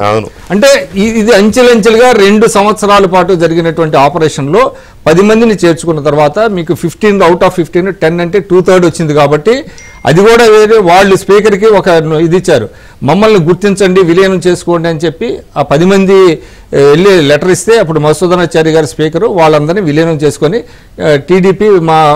టీడీఎల్పీ విలీనం అయిపోయిందని ఒక ప్రకటన చేస్తున్నారు యూనిలేటర్లుగా. ఇదంతా చరిత్ర, ఇదందరికీ తెలిసిందే. దాంతోనే టీడీపీ లేకుండా పోయింది కాదు, మేము ఎక్కడ చేర్చుకున్నాము. ఇప్పుడు ఒకళ్ళు చేరారా మొత్తం పార్టీ, ఇప్పుడు కాంగ్రెస్ పార్టీ చేస్తుంది నేను కరెక్ట్ అని నేను అన్నాను. వాళ్ళు పడింది, వాళ్ళు గతంలో మీరు చేశారు కాబట్టి ఇది 2 పార్టీల మధ్యదే, ఇది 2 పార్టీల సమస్య కాదు, ఇది రాజ్యాంగం సమస్య. కాబట్టి అంటే ఆయన నిన్న కేటీఆర్ గారు ప్రెస్ కాన్ఫరెన్స్ పెట్టి ఈ విధంగా ప్రెస్ వాళ్ళ మీద విరుచుకుపడి వాస్తవాల్ని కప్పిపెట్టి మేము అసలు అట్లాగా ఫిరాయింపులను మేము ప్రోత్సహించలేదు, మొత్తం లెజిస్లేచర్ పార్టీని మేము విలీనం చేసుకున్నాము అని దాన్ని కూడా మళ్ళీ సమర్థించుకోవడానికి చెప్తా మళ్ళీ ఏదో రకరకాల. ఇప్పుడు ఇంకోటి కూడా వారు అన్నారు, ఇప్పుడు టీఆర్ఎస్ రవిశంకర్ గారు మాట్లాడినట్టుగా లెనిన్దే నేను కోట్ చేస్తున్నా. నిన్న చంద్రబాబు నాయుడు గారి గురించి కూడా ఆయన ఎందుకు చెప్పాడంటే ఆయన అవుట్ ఆఫ్ లవ్ మీద అవుట్ ఆఫ్ ఎఫెక్షన్తో మాట్లాడలేదండి. ఇప్పుడు ఎప్పుడు ఏది జరుగుతుందో తెలియదు. ఇప్పుడు ఒకప్పుడు చంద్రబాబు నాయుడు గారి హవా లేదు, ఇప్పుడు చూడండి ఢిల్లీ నిండా ఆయన ఫ్లెక్సీలు ఉన్నాయి. అంటే రేపొద్దున మాది కూడా మేము కూడా ఆ విధంగా వస్తాము, రాజకీయాలు ఎప్పుడు ఏది పర్మనెంట్ కాదు అన్నట్టుగా చెప్తా మళ్ళీ ఆ మాట మాట్లాడారు. ఏది చంద్రబాబు నాయుడు గారి వాళ్ళు కూడా 2 తెలుగు రాష్ట్రాలకి మేలు జరుగుతుంది అని అన్నారు. అదేంటంటే అవుట్ ఆఫ్ హార్ట్ నుంచి వచ్చిందా మామూలుగా చెప్పారు,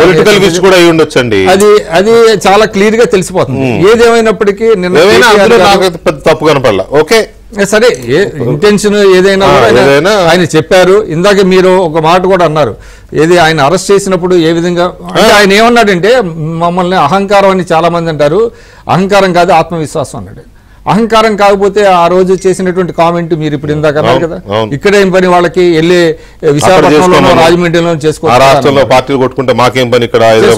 అసలు మీకు తెలంగాణ ఫార్మేషన్ వచ్చిన తర్వాత జయశంకర్ గారు ఒక మాట అనేవాళ్ళు, తెలంగాణ రాష్ట్ర సాధన అనేది ఒక మజిలీయే తప్ప అది గమ్యం కాదు అన్నాడు ఆయన.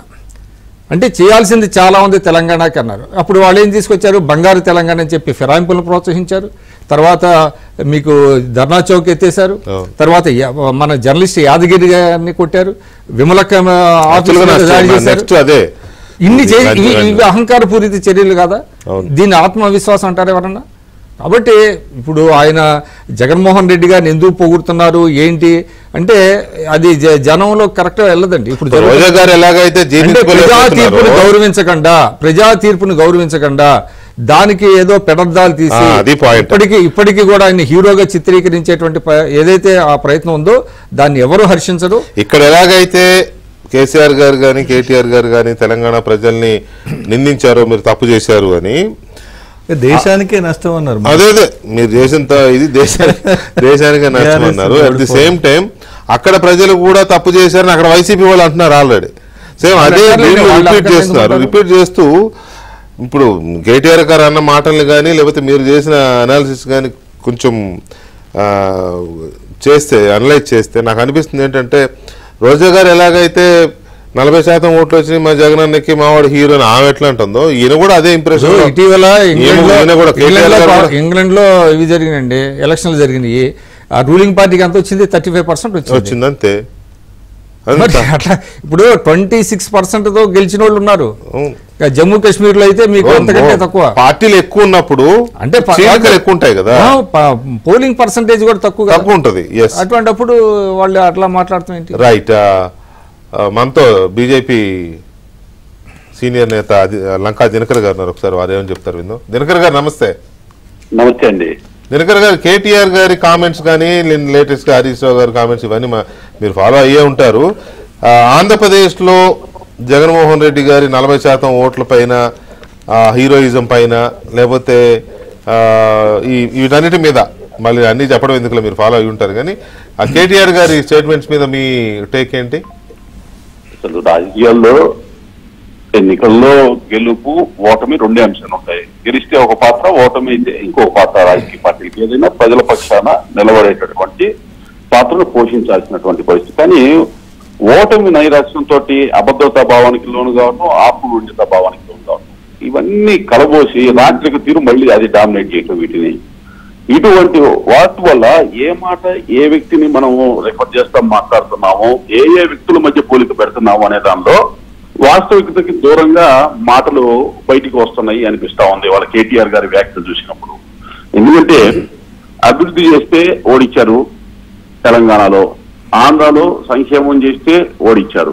అభివృద్ధి చేస్తే అక్కడ ఓడిచ్చారు, సంక్షేమం చేస్తే ఇక్కడ ఓడిచ్చారు అనే దానికన్నా కూడా దాని వెనక దాగినటువంటి అవినీతి ఏంటి, ప్రజలతోటి మీరు వ్యవహరించినటువంటి తీరేంటి, ఇతర పార్టీలతోటి మీరు అరాచకంగా ఏ విధంగా కట్టడి చేయాలని రాజ్యాంగ వ్యతిరేకంగా ఏ విధంగా మీరు ఇబ్బందులు చేశారు, మీరు మాట్లాడిన మాటలేంటి, మాట్లాడించినటువంటి మాటలేంటి, ఇతర పార్టీ ఆఫీసుల మీద దాడులు ఏంటి, ఈ అంశాలన్నీ కూడా మర్చిపోయారు. కుల మత వర్గ జాతి రహితంగా, ప్రాంతాల రహితంగా ప్రతి ఒక్కరిని హింసించడమే ధ్యేయంగా మీడియాను కూడా చిత్రవద్దలు చేసి కరెక్ట్ గా యాక్యురేట్ న్యూస్ బయటికి రాకుండా చేసేటటువంటి ప్రయత్నం చేశారు.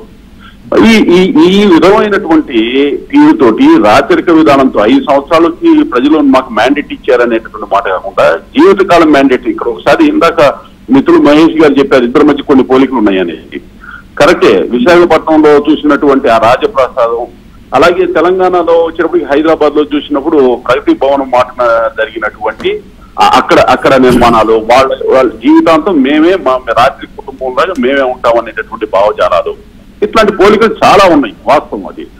అయితే ఇక్కడ హీరోయిజం ఓడిపోయారు, హీరోయిజం జగన్మోహన్ రెడ్డి గారికి ఇస్తానే 2 రాష్ట్రాల్లో చంద్రబాబు నాయుడు గారు కీలక పాత్ర పోషించాలి. అంటే నైరాశ్యంలో అభద్రతా భావంతో ఆత్మనిర్భర భావం ఏదైతే చెప్పానో అన్ని అలుముకొని ఒకవైపు డామినేట్ చేస్తుంది రాజరికమైనటువంటి థింకింగ్ ఏదైతే ఉందో అది డామినేట్ చేస్తా ఉంది.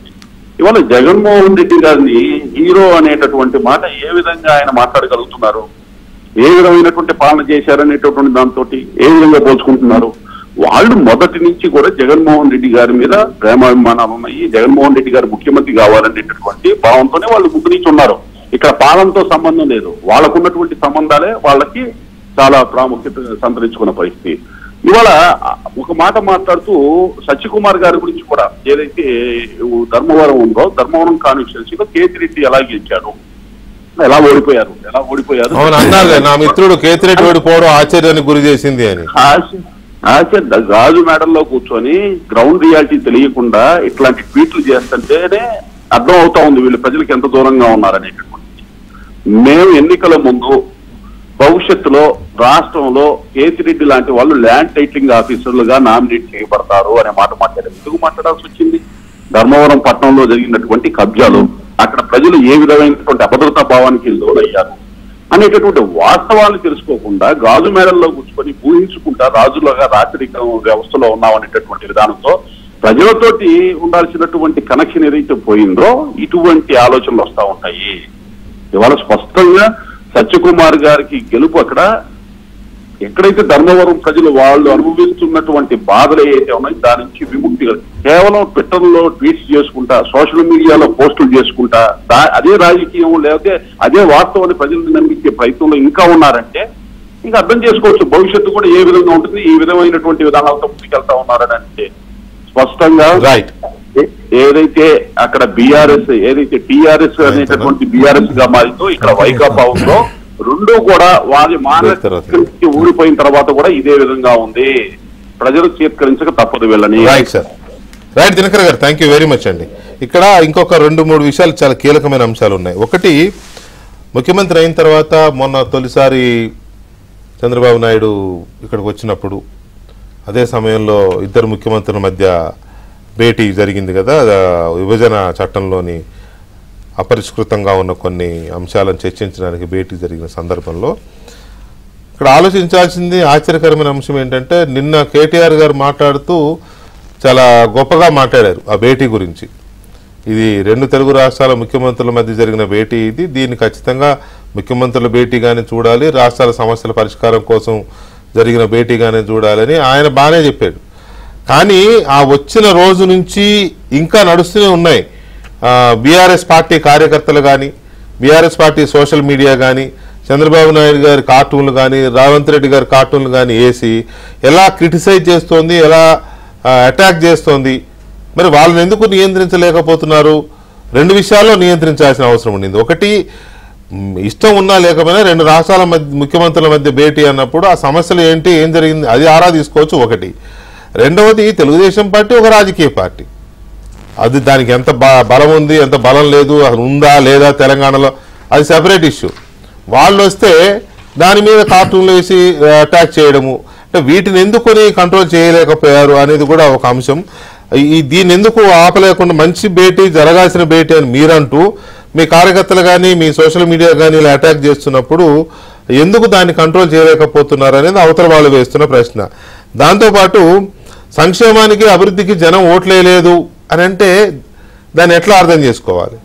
ప్రజలు మరి దేని మనసులో పెట్టుకుని ఓట్లు వేశారు అపోజిషన్ పార్టీకి, ఇప్పుడు అధికారంలో ఉన్న పార్టీలకి ప్రజలు దేనికోసం ఓట్లు వేశారు అనేది కూడా కీలకం. పట్టాభిరామ్ గారు, సారీ ఇందాక మీరు చెప్తా అన్నారు, నేను ఇందాక లంకా దినకర్ గారు ఒక మాట చెప్పారు ఇందాక, దాన్ని అది వారు ఏంటంటే ఏదో నిస్తేజంలో నైరాశ్యంలో ఓడిపోయినామనే బాధలో ఇట్లా మాట్లాడుతున్నారు చంద్రబాబు గారు, ఇది అది అని. అంతకుముందు ఎట్లున్నారని ఒక మాట చెప్పారు. వాస్తవంగా అది కాదండి, ప్రజలకు కూడా రాంగ్ మెసేజ్ పోవద్దు. మాకున్న సమాచారం ఏంటంటే బీఆర్ఎస్ తలకిందులుగా తపస్సు చేసిన కేసీఆర్ ను ఇండియా కూటమిలోకి అయితే రానియరు. మీకు ఆ విషయం తెలంగాణ ప్రజలకు కూడా ఆ విషయంలో క్లారిటీ ఉంది. ఇంకా ఉన్న ఏకైక ఆప్షన్ ఏమంటే కవిత గారిని లిక్కర్ కేసు నుంచి బయటికి తేవాలన్నా, లేదా వాళ్ళ సర్వైవల్, ఇప్పుడు రాబోయే కేసు ఫోన్ ట్యాపింగ్ పెద్ద కేసు అవుతున్నది, తర్వాత కాళేశ్వరం అవినీతి పెద్ద కేసు అవుతుంది, విద్యుత్ కొనుగోలు పెద్ద కేసు అవుతున్నాయి. ఆ రిపోర్ట్లు ఇచ్చి ఆలస్యం కేసులు కడుతూనే ఉంటారు కదా న్యాచురల్లీ. ఎందుకంటే 1000 కోట్లు 1,00,000 కోట్ల ప్రజాధనాన్ని బొక్కి తింటే ఎవడు వదిలిపెడతారు? ఎవరైనా సొమ్మని వదిలిపెడతారు? డెఫినెట్గా మిత్తితో సహా వాళ్ళ నుంచి రెవెన్యూ రికవరీ చట్టం పెట్టి రికవరీ చేస్తాం. ప్రభుత్వ అడుగులను చూసి, ఆ షార్ప్ విచారణ, ఫాస్ట్ ట్రాక్ విచారణను చూసి భయపడిపోయి ఢిల్లీలో అడ్డా వేసి ఎన్డీఏలో భాగస్వామ్యం కావడానికి వాళ్ళు ప్రయత్నం చేస్తున్నారు. దానికి ఇన్ని కారణాలు ఉన్నాయి. అది తెలియక ఇక్కడ కూర్చొని టీఆర్ఎస్ కార్యకర్తలు, ఎస్పెషల్లీ సోషల్ మీడియా వారియర్స్, టీఆర్ఎస్ను ఇంకా బీఆర్ఎస్ను మోస్తున్నటువంటి కార్యకర్తలు ఏంటంటే ఇంకా బాబు గారు, చంద్రబాబు గారు, తర్వాత రేవంత్ రెడ్డి గారు మా 2 రాష్ట్రాల ముఖ్యమంత్రులు కలిసిన మీటింగ్ని ఇంకా క్రిటిసైజ్ చేయడం, ట్రోల్ చేయడం. వాళ్ళ ఎజెండానేమో ఎన్డీఏలో భాగస్వామి కావాలంటే డైరెక్ట్ మోడీ దగ్గర ఎంట్రీ లేదు. ఎందుకంటే చాలా విషయాలు వాళ్ళకి అభిప్రాయ భేదాలు వచ్చినాయి. ఒక సాఫ్టన్ చేసుకోవడానికి, ప్రసన్నం చేసుకోవడానికి ఒక ప్రయత్నం ఏం జరిగిందంటే పార్లమెంట్ ఎన్నికల్లో వీళ్ళ అవయవ దానాలన్నీ చేసి బీజేపీని 8 సీట్లలో గెలిపించారు. ఒక మెట్ అయిపోయింది సార్, టాస్క్ కంప్లీట్ అయింది. ముఖ్యమంత్రి గారు చెప్తారు ఇదేమాట. సో టాస్క్ కంప్లీట్ అయింది, నెక్స్ట్ ఏంది మరి ఎన్డీఏలోకి రావాలంటే బాబు గారిది ముందటి నుంచి ఒక ఇది ఉంది కదా, అంటే ఆయన అరెస్టు సందర్భంలో జరిగింది కానీ అంతకుముందు అంతకుముందు మీకు గుర్తుండే ఉంటుంది, ప్రగతి భవన్ లో ఒక ప్రెస్ మీట్ పెట్టి బాబు చక్రం తిప్పిండు, ఆయన ఏడు తిప్పిండు, 2 పత్రికలు రాస్తే తిప్పినట్టేనా, ఆయనకు వచ్చే బట్టలు రింగిస్ ఎవరికి అర్థమైతే ఈ రకంగా మాట్లాడింది కేసీఆర్ గారు. ఇప్పుడు కేటీఆర్ గారు ఈ డ్యామేజ్ కంట్రోల్, మొన్న అవయదానం పార్ట్ అయిపోయింది, సెకండ్ స్టేజ్ లో ఈ న్యూట్రలైజ్ చేసుకునే కార్యక్రమంలో భాగంగా 2 రాష్ట్రాలకు ఈయన నేతృత్వంలో అభివృద్ధి జరుగుతుంది. సో ఈ రకమైనటువంటి స్టేట్మెంట్స్ ఇచ్చే దానికి వాళ్ళు, కానీ ఎంత వరకు తెలంగాణ ప్రజలు వీళ్ళను విశ్వసించరు. తెలంగాణ ప్రజలు వీళ్ళు చేయని అరాచకం లేదు, చేయని రాజనీతి పోకడలు అంటారా, లేదంటే రాజరికపు పోకడలు అంటారా, గడిల పోకడలు అంటారా, వీళ్ళు చేయని అరాచకం లేదు. కాబట్టి తెలంగాణ ప్రజలు ఇంకోసారి బీఆర్ఎస్ ను క్షమించే పరిస్థితి ఉండదని నేను అనుకుంటున్నాను. రైట్. పట్టాభి గారు, ఇక్కడ ఏంటంటే మొన్న జరిగిన భేటీ, 2 ముఖ్యమంత్రుల భేటీ సందర్భంగా ముందు రోజు నుంచే మొదలైంది అటాక్, సోషల్ మీడియా అటాక్ కానీ, లేకపోతే కింది స్థాయి నాయకులు కార్యకర్తలు విమర్శించడం మామూలు విమర్శలు చేస్తే పర్వాలేదు, కానీ ఏదో దోచిపెట్టేస్తున్నారని, మళ్ళీ ఆంధ్రోని తీసుకొస్తున్నారు రేవంత్ రెడ్డి అని, ఇష్టారాజ్యంగా ఏదో సెంటిమెంట్ని రెచ్చగొట్టే ప్రయత్నం జరిగింది. ఇంకా ఉన్నాయి, వాళ్ళు చేసిన ట్రోల్స్ ఇంకా నడుస్తూనే ఉన్నాయి. అవి ఒకవైపు, కేటీఆర్ గారు ఇప్పుడు మాట్లాడుతున్న మాటలు ఒకవైపు. కేటీఆర్ గారు మాట్లాడిన మాటలు స్వాగతించదగ్గ మాటలే అవి. లేదా ఇద్దరు ముఖ్యమంత్రుల భేటీని మనం స్వాగతించే ఆ భేటీ అని అనడం కానీ, చంద్రబాబు నాయుడు గారు 2 రాష్ట్రాల అభివృద్ధికి కృషి చేయాలని కోరుకోవడం కానీ, ఇది ఓకే. కానీ ఒకవైపు ఈ 2 కాంట్రాస్ట్ చూస్తే మీకు ఏమనిపిస్తుంది? పైగా ఇప్పుడు రవిశంకర్ గారు ఇంకో మాట అన్నారు, తెలంగాణలో టీడీపీ ఎక్కడుంది అనే మాట కూడా ఆయన అన్నారు, ఇప్పుడు మీరు విన్నారు. సో వీటి మీద మీకు టేక్ ఏంటి? వికే గారు, నేను నా ఓపెనింగ్ రిమార్క్స్ లోనే చెప్పాను, కేటీఆర్ గారు మాట్లాడే మాటలన్నీ కూడా ఊరికనే ఏదో అలా పెదాలపై నుంచి వచ్చినాయి, ఆయన మనసులో నుంచే వచ్చినటువంటివి కాదు. ఆయన మనసులో ఉన్నటువంటి భావం వేరు, బయటికి మాట్లాడేటువంటి మాటలు వేరు అని నేను ఏదైతే మాట్లాడానో, ఈ 2 రాష్ట్రాల ముఖ్యమంత్రుల భేటీకి సంబంధించి కూడా వాళ్ళ ప్రవర్తన ఎలా ఉందో, వాళ్ళు ఏం మాట్లాడుతూ ఉన్నారో పైకి, లోపల ఏం చేస్తూ ఉన్నారు అన్న దానికి నేను ఒక ఉదాహరణ ఇక్కడ ఇవ్వదలుచుకున్నా. మీరు సోషల్ మీడియా గురించి, ఇతర వాట్సాప్ గ్రూపులు కానీ ఫేస్బుక్లు వీటి గురించి చెప్పారు. నేను నమస్తే తెలంగాణ పత్రిక ఎవరిదో తెలుసు కదా మనకి, it is an open secret. ఆ పత్రికలో ఈ భేటీ గురించి ఏం రాశారో 4 లైన్లు నేను చదివి వినిపిస్తాను. దాన్ని బట్టి వీళ్ళు ఎన్ని డ్రామాలు ఆడతారో, ఎంత విషాన్ని కడుపులో పెట్టుకుని బయటకేం మాట్లాడతారో, వీళ్ళు ఎటువంటి వ్యక్తులో ఈ ప్రపంచానికి అర్థమవుతుంది. కేటీఆర్ గారు మాట్లాడినటువంటి మాటలు వాళ్ళ సొంత పత్రిక నమస్తే తెలంగాణలో వారు రాసినటువంటి విషపూరిత రాతలు. రాసింది కూడా రాష్ట్ర వ్యవసాయ శాఖ మాజీ మంత్రి నిరంజన్ రెడ్డి, కేసీఆర్ గారికి అత్యంత సన్నిహితుడు. ఆయన ఏమని రాశాడంటే, ఎడిటోరియల్ అండి దీనిలో దాని ఇప్పుడు తెలంగాణను పరోక్షంగా పాలిస్తున్నది చంద్రబాబే. ప్రగతి భవన్లో కాలు మోపడం ద్వారా హైదరాబాదులో నా పెత్తనం నడుస్తుంది, నాదే నడుస్తుంది అని పరోక్షంగా ఆంధ్ర ప్రాంతానికి తెలియజేయడమే ఆయన ఉద్దేశం. తద్వారా ఆంధ్ర పెట్టుబడిదారీ వర్గాలను, తెలంగాణ వ్యతిరేక వర్గాలను సంఘటితం చేయడమే చంద్రబాబు కుటిల నీతి. తెలంగాణ సమాజమా, ఇది కాల పరీక్ష. తెలంగాణ వ్యతిరేకుల కుట్ర నుంచి మనల్ని మనం కాపాడుకుందాం, తెలంగాణను కాపాడుకుందాం. ఇది వీళ్ళు రాసినటువంటి విషపు రాతలు ఏ విధంగా ఉన్నాయి చూశారు కదండి.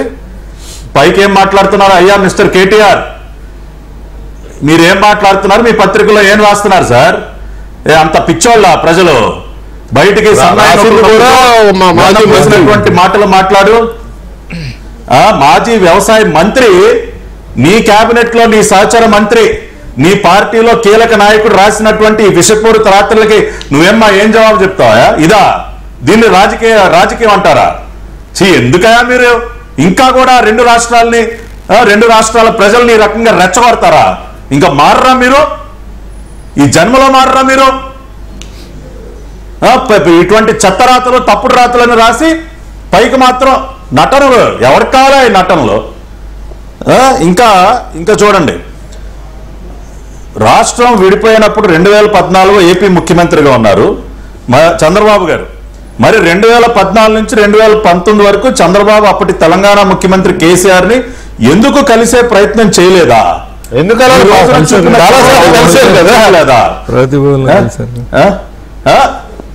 కాదు, చంద్రబాబు నాయుడు గారు చొరవ చూపలేదా?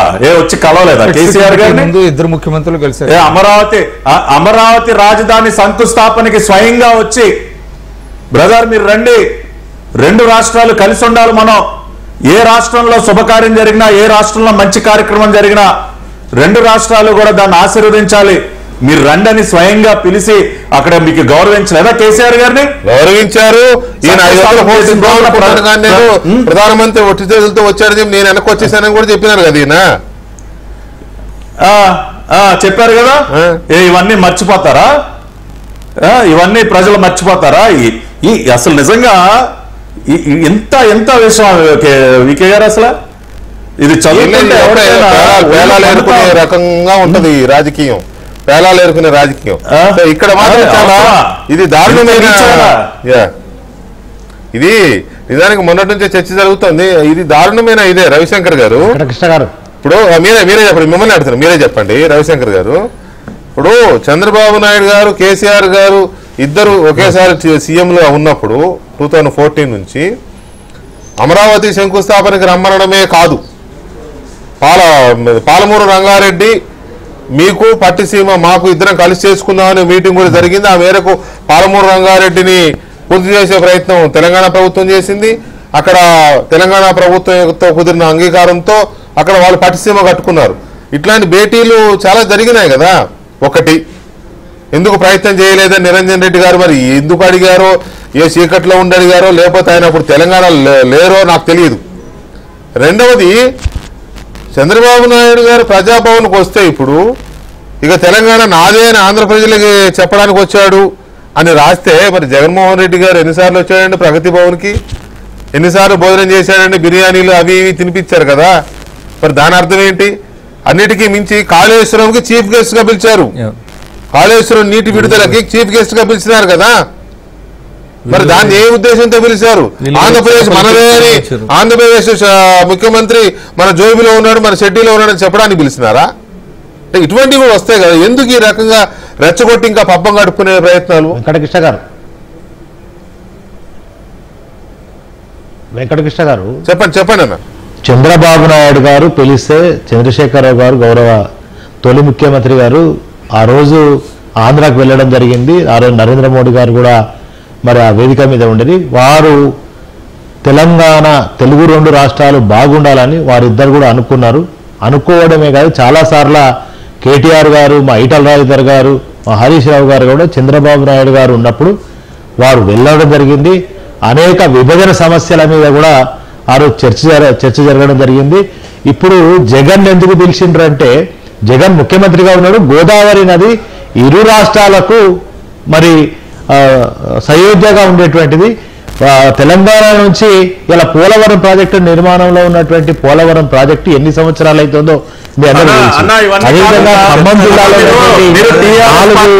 ఏవైతే మండలాలు ఉన్నాయో ఆ మండలాల విభజన విషయంలో మీరు మాట్లాడేటప్పుడు నేను ఏం మాట్లాడలేదండి. మీరు మాట్లాడేటప్పుడు నేను మాట్లాడలేదండి. మీరు మాట్లాడేటప్పుడు నేను మాట్లాడలేదండి. సోదర భావంతో అన్నా నేను చెప్పేదేనండి, మీరు మాట్లాడేటప్పుడు నేను మాట్లాడలేదు. సోదర భావంతో అన్న, ఒక సోదర భావంతో నేను ఒక్క విషయం అడుగుతున్నానన్నా. మీరు ఉద్యమకారులు, మీరంటే ఒక గౌరవం ఉంది. నమస్తే తెలంగాణ పత్రికలో నిరంజన్ రెడ్డి గారు అన్న మాటల్ని మీరు సమర్థిస్తారా? ఇది రెండు రాష్ట్రాల ప్రజల్ని కలిపే ప్రయత్నమా, విషం చిమ్మే ప్రయత్నమా, విడదీసే ప్రయత్నమా? మీరు ఆ పార్టీ నాయకుడిగా మీరు దీన్ని సమర్థిస్తారా చెప్పండి. ఇదేనా మనం గౌరవించాల్సినటువంటి తీరు? ఇదేనా? ఎస్, నేను చెప్తాను. ఎస్, మీరు డిసెంబర్ 4వ తారీఖు నాడు గాంధీ భవన్లో తెలుగుదేశం జెండా ఎగిరి చూసిండ్రా? మీరు దాన్ని మీరు సమర్థిస్తారా అన్నా? మీరు ఒక్కసారి అర్థం చేసుకోండి. ఇప్పుడు డిసెంబర్ 4వ తారీఖు నాడు 64 సీట్లు సాధించినటువంటి కాంగ్రెస్ గాంధీ భవన్లో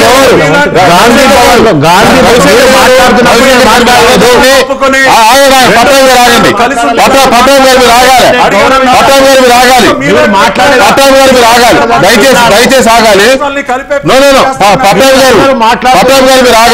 పదే అడ్డుపడడం కూడా కరెక్ట్ కాదు. అయితే రవిశంకర్ గారు మాట్లాడుతున్నప్పుడు కూడా ఒక్క మాట కూడా రవిశంకర్ గారు మీరు అన్నదాన్ని ఒప్పుకుంటా. ఒక్క మాట చాలా తప్పులు ఉన్నాయి. చాలా హేయమైనటువంటి ఒక్క మాట కేసీఆర్ గారిని మీరు అవమానపరుస్తూ అనేక అంశాలు మాట్లాడినప్పుడు కూడా ఒక్క మాట రవిశంకర్ గారు మీరు అన్న విషయాన్ని నేను ఒప్పుకుంటా. వెంకటకృష్ణ గారు ఒక్క మాట మీరే చెప్పండి. మీతో మాట్లాడుతున్నా కానీ ఒక్క విషయం నేను ఒప్పుకుంటా. మీరు అన్నదాన్ని రిజల్ట్స్ వచ్చిన రోజు గాంధీ భవన్ ఆవరణలో పసుపచ్చ జెండాలు ఎగిరినమాట వాస్తవం, నేను ఒప్పుకుంటా. అది ఏమైనా చంద్రబాబు నాయుడు పట్టుకొచ్చి ఎగరేశాడా, లేకపోతే తెలుగుదేశం పార్టీ నాయకత్వం వచ్చింది? రేవంత్ రెడ్డి అభిమానులు, లేకపోతే తెలుగుదేశం పార్టీ కార్యకర్తలు ఎవరో బీఆర్ఎస్ ఓడిపోయిందనే ఆనందంలో వచ్చి ఎగరేసి ఉంటారు. దానికి తెలుగుదేశం పార్టీ అధికారికంగా ఎగరేసినట్ట, లేకపోతే రేవంత్ రెడ్డి పిలిపించుకొని ఎగరేసినట్ట?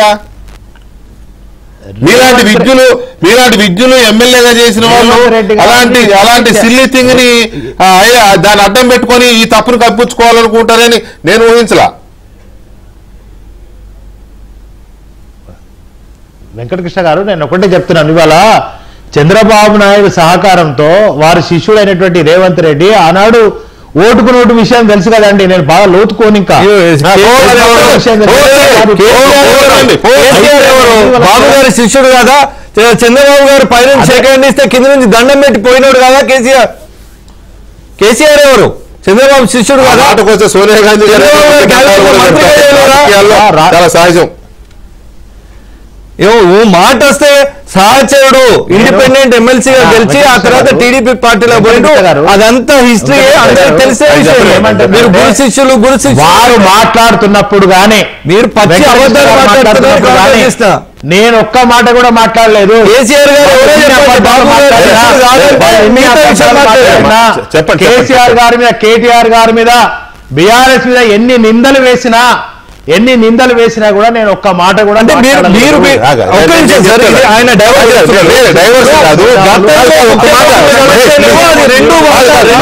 అభివృద్ధి కోసం ఇప్పుడు ఆ రాష్ట్ర ముఖ్యమంత్రి ఈ రాష్ట్ర ముఖ్యమంత్రి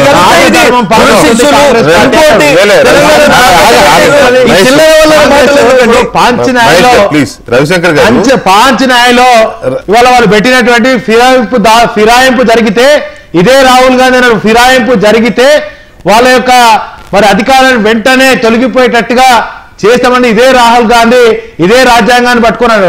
మేము రాజధర్మం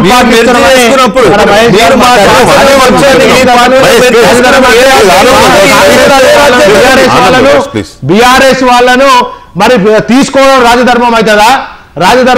ఒక్కసారి మీరు ఆలోచన చేయండి. ఇవాళ కేసీఆర్ గారు చావు నోట్లకు పోయి తెలంగాణ తెచ్చిందండి. ఇవాళ కాళేశ్వరం ప్రాజెక్టు మీద అసలు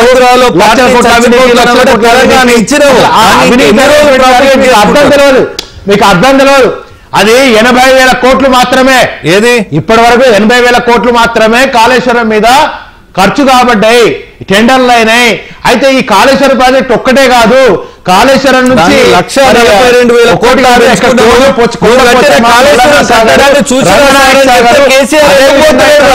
బాహుబలి మోటార్స్ ఉన్నటువంటి గాయత్రి పంప్ హౌస్ నంది మొత్తం మునిగింది. మోటార్లు నడుస్తలేవు, బాహుబలి కట్టడానికి పోయి అధ్యక్షుడు కాకతీయ ద్వారా ఇలా చెరువులు ఎందుకు బాగు చేయలేదు అంటున్నా. ఇవాళ తాగే నీళ్ళు మిషన్ భగీరథ నీళ్లు ఇస్తా ఉంటారు వాళ్ళు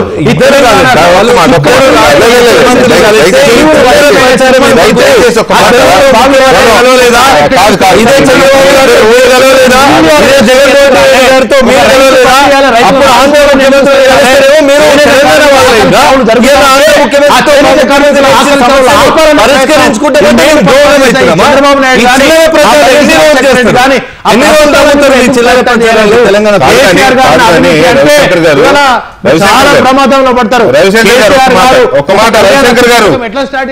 రవిశంకర్ గారు ఆయన మానవీయ కోణంలో ఆలోచన చేసి ఒక ఆడబిడ్డకు పెళ్లి చేయాలి, ఆ పెళ్లి చేస్తే ఆడబిడ్డకు అండగుండా పేద బడుగు బలహీన వర్గాల కానీ 180 గురుకుల పాఠశాల. రవిశంకర్ గారు మేనిఫెస్టోలు ఇవన్నీ పెట్టుకునే టైం ఇది కాదు.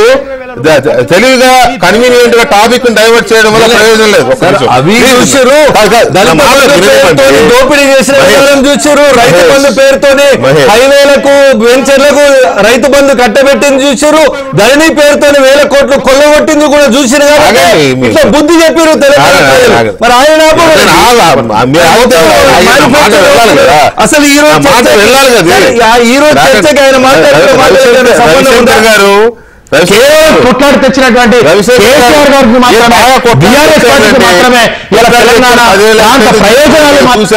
చూశారు.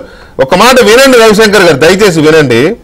మీరు కన్వీనియంట్ గా మాట వినండి సార్, ఒక మాట వినండి. మళ్ళీ ఒక మాట వినండి సార్, ఒక మాట వినండి. ఇదేం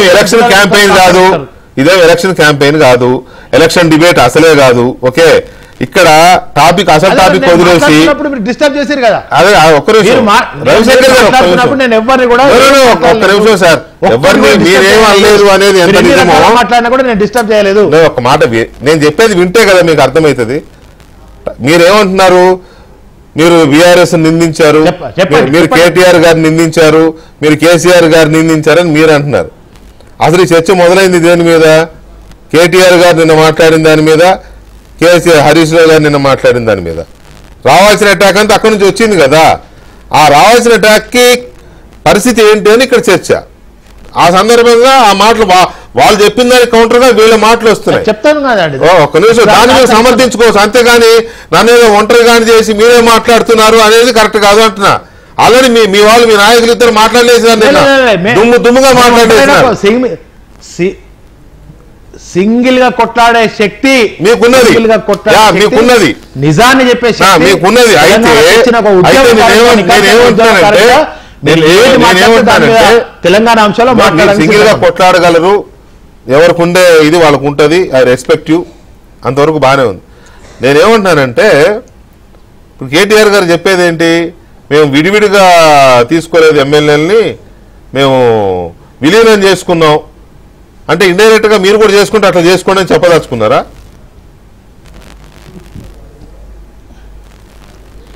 ఈ ఫిరాయింపుల సంస్కృతి ఎప్పుడు కాంగ్రెస్ మొదలు పెట్టిందండి? అయి ఉండొచ్చు, మీకు తెలుసు కదా, అయి ఉండొచ్చు. కాంగ్రెస్ మొదలు పెట్టిందా, బీఆర్ఎస్ మొదలు పెట్టిందా? కొత్తగా ఎప్పుడో మేము ఆర్టికల్ 10 ప్రకారంగా మరి అట్లాంటప్పుడు సైలెంట్ ఉండండి. అట్లాంటప్పుడు సైలెంట్ ఉండండి. ఈ ఫిరాయింపులు అనేది ఎప్పుడో పుట్టినాయి కదా, ఇప్పుడు మనోళ్ళని తీసుకుంటే మాత్రం మనం ఎందుకు ఏడవాలి, మనం ఎందుకు మాట్లాడాలి, సైలెంట్ ఉందామా, సైలెంట్ ఉంటే అయిపోద్ది కదా. మళ్ళీ రేపు మీరు అధికారులకు వస్తే మీరు గుంజుకోండి వాళ్ళని, ఇదే కార్యక్రమం అయిపోయా. ఇవాళ కాంగ్రెస్ రాహుల్ గాంధీ ఏం చెప్పిండంటే, పాంచ్ న్యాయలో మేము మేనిఫెస్టోలో పెట్టినాము, పార్టీ ఫిరాయింపు చేస్తే వెంటనే ఆ అభ్యర్థిత్వాన్ని అయిపోవాలి, అభ్యర్థిత్వం ఉండకూడదు, అధికారంలోకి వస్తే మాట్లాడితే ప్రజలు కూడా ఏం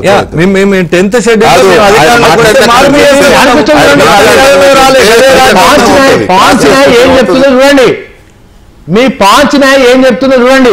నిజమే, మీరు మాట్లాడిన దాని మీద మాట్లాడతాం.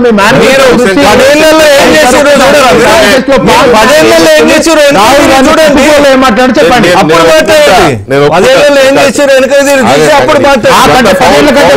ఏం చేసి చూడండి. కాంగ్రెస్ అంతే ఉంది, బీఆర్ఎస్ అంతే ఉంది. 10 ఏళ్ల కంటే ముందు కాంగ్రెస్ ఏం చేసిందో మీరు అన్న మాట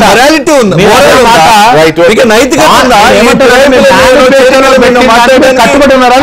2/3 వచ్చేదాకా ఆగుమని మీ కేటీఆర్ ని ఒక నెల రోజులు పెట్టింది కనుక మీరు పాంచ్ న్యాయకు కట్టుబడి ఉన్నారా, మీ మేనిఫెస్టో కట్టుబడి ఉన్నారా లేదా?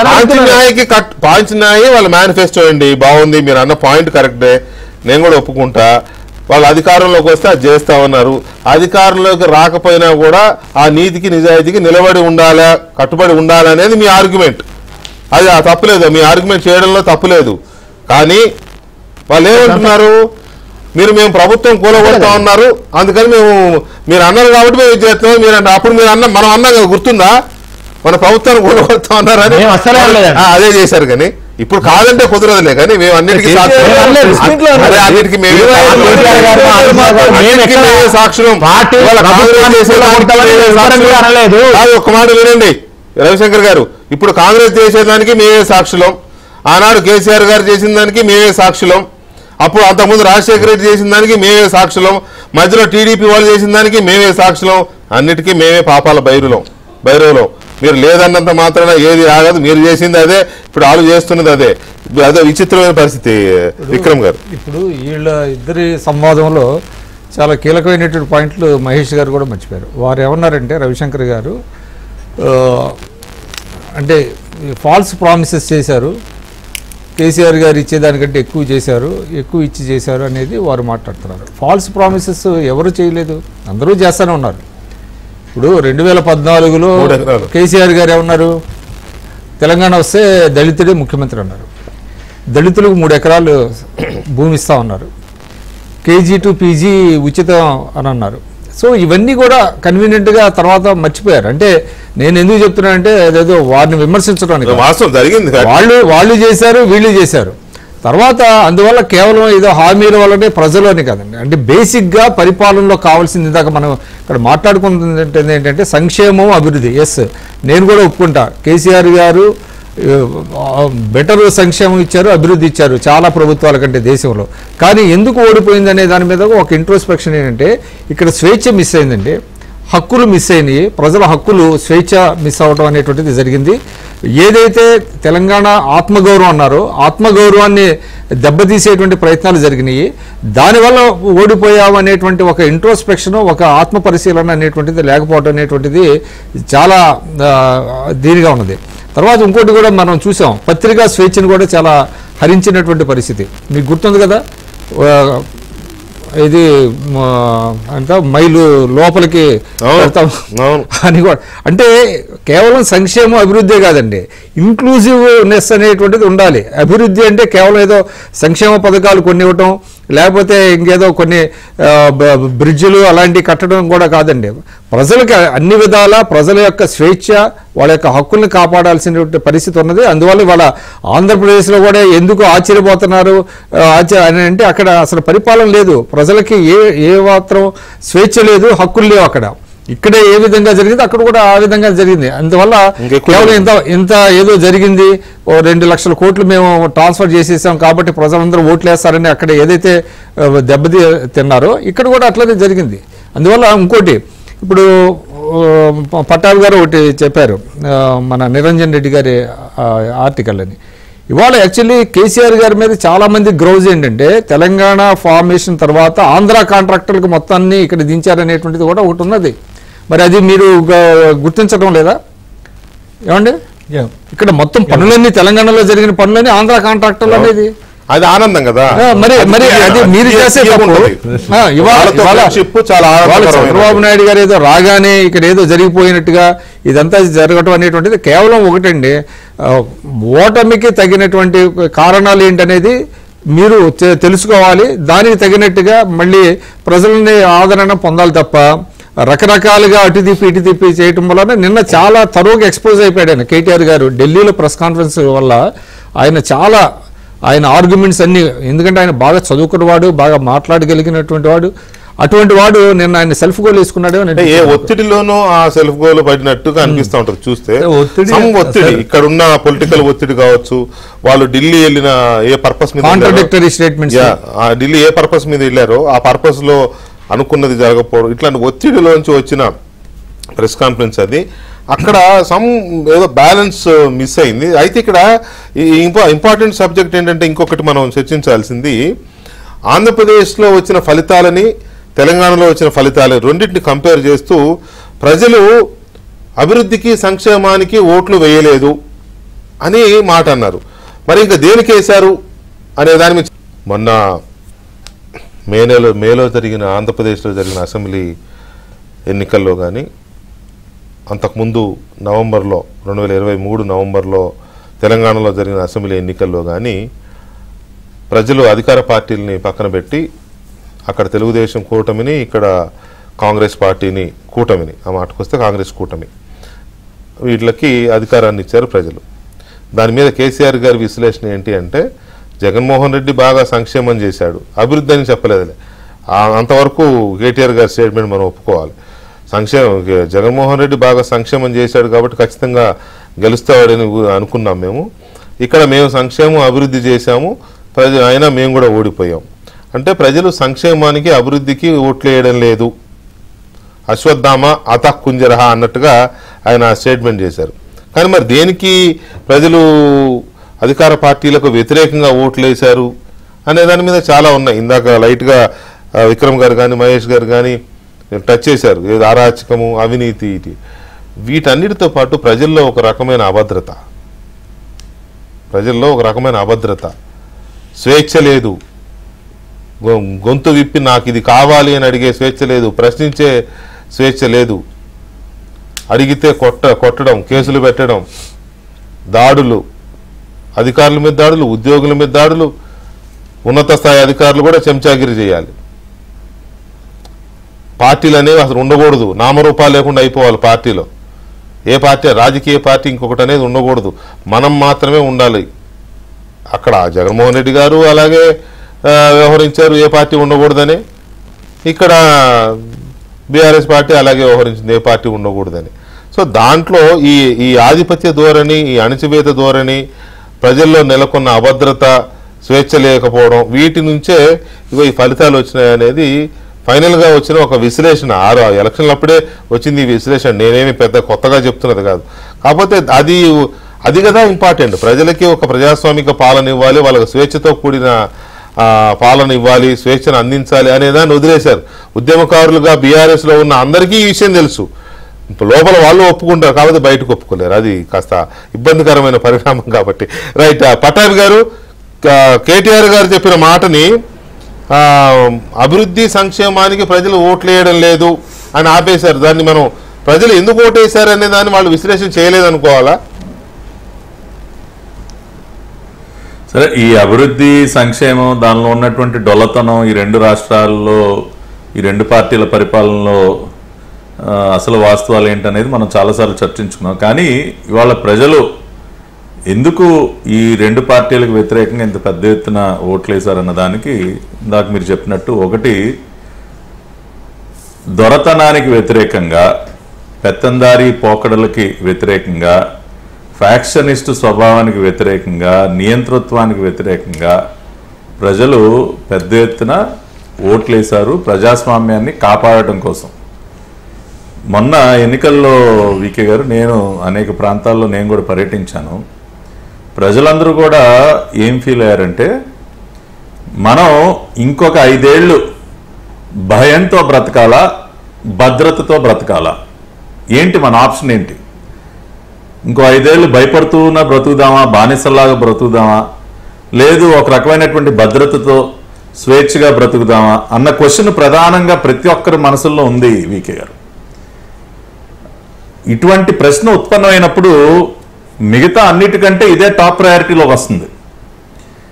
మీరు ఏ మనిషినైనా పిలిచి, ఒక రోడ్డును పోయేవాడిని ఎవరినైనా పిలిచి, అరే నీకు నేను ఒక 10 లక్షలు ఇస్తాను, నువ్వు బానిసలాగా నా కాళ్ళ దగ్గర పడుండు, నిన్ను గొలుసులేసి ఒక గదిలో కట్టేస్తాను, ఒక బానిసలాగా నా దగ్గర పడుండు, నీకు 10 లక్షలు ఇస్తాను నెలకంటే, వాడు నీ 10 లక్షలకు నమస్కారం నాయన, నేను బానిసత్వాన్ని, ఈ రకమైనటువంటి వాటిని నేను భరించలేను, నాకు స్వేచ్ఛ కావాలని కోరుకుంటాడు ఎవడైనా.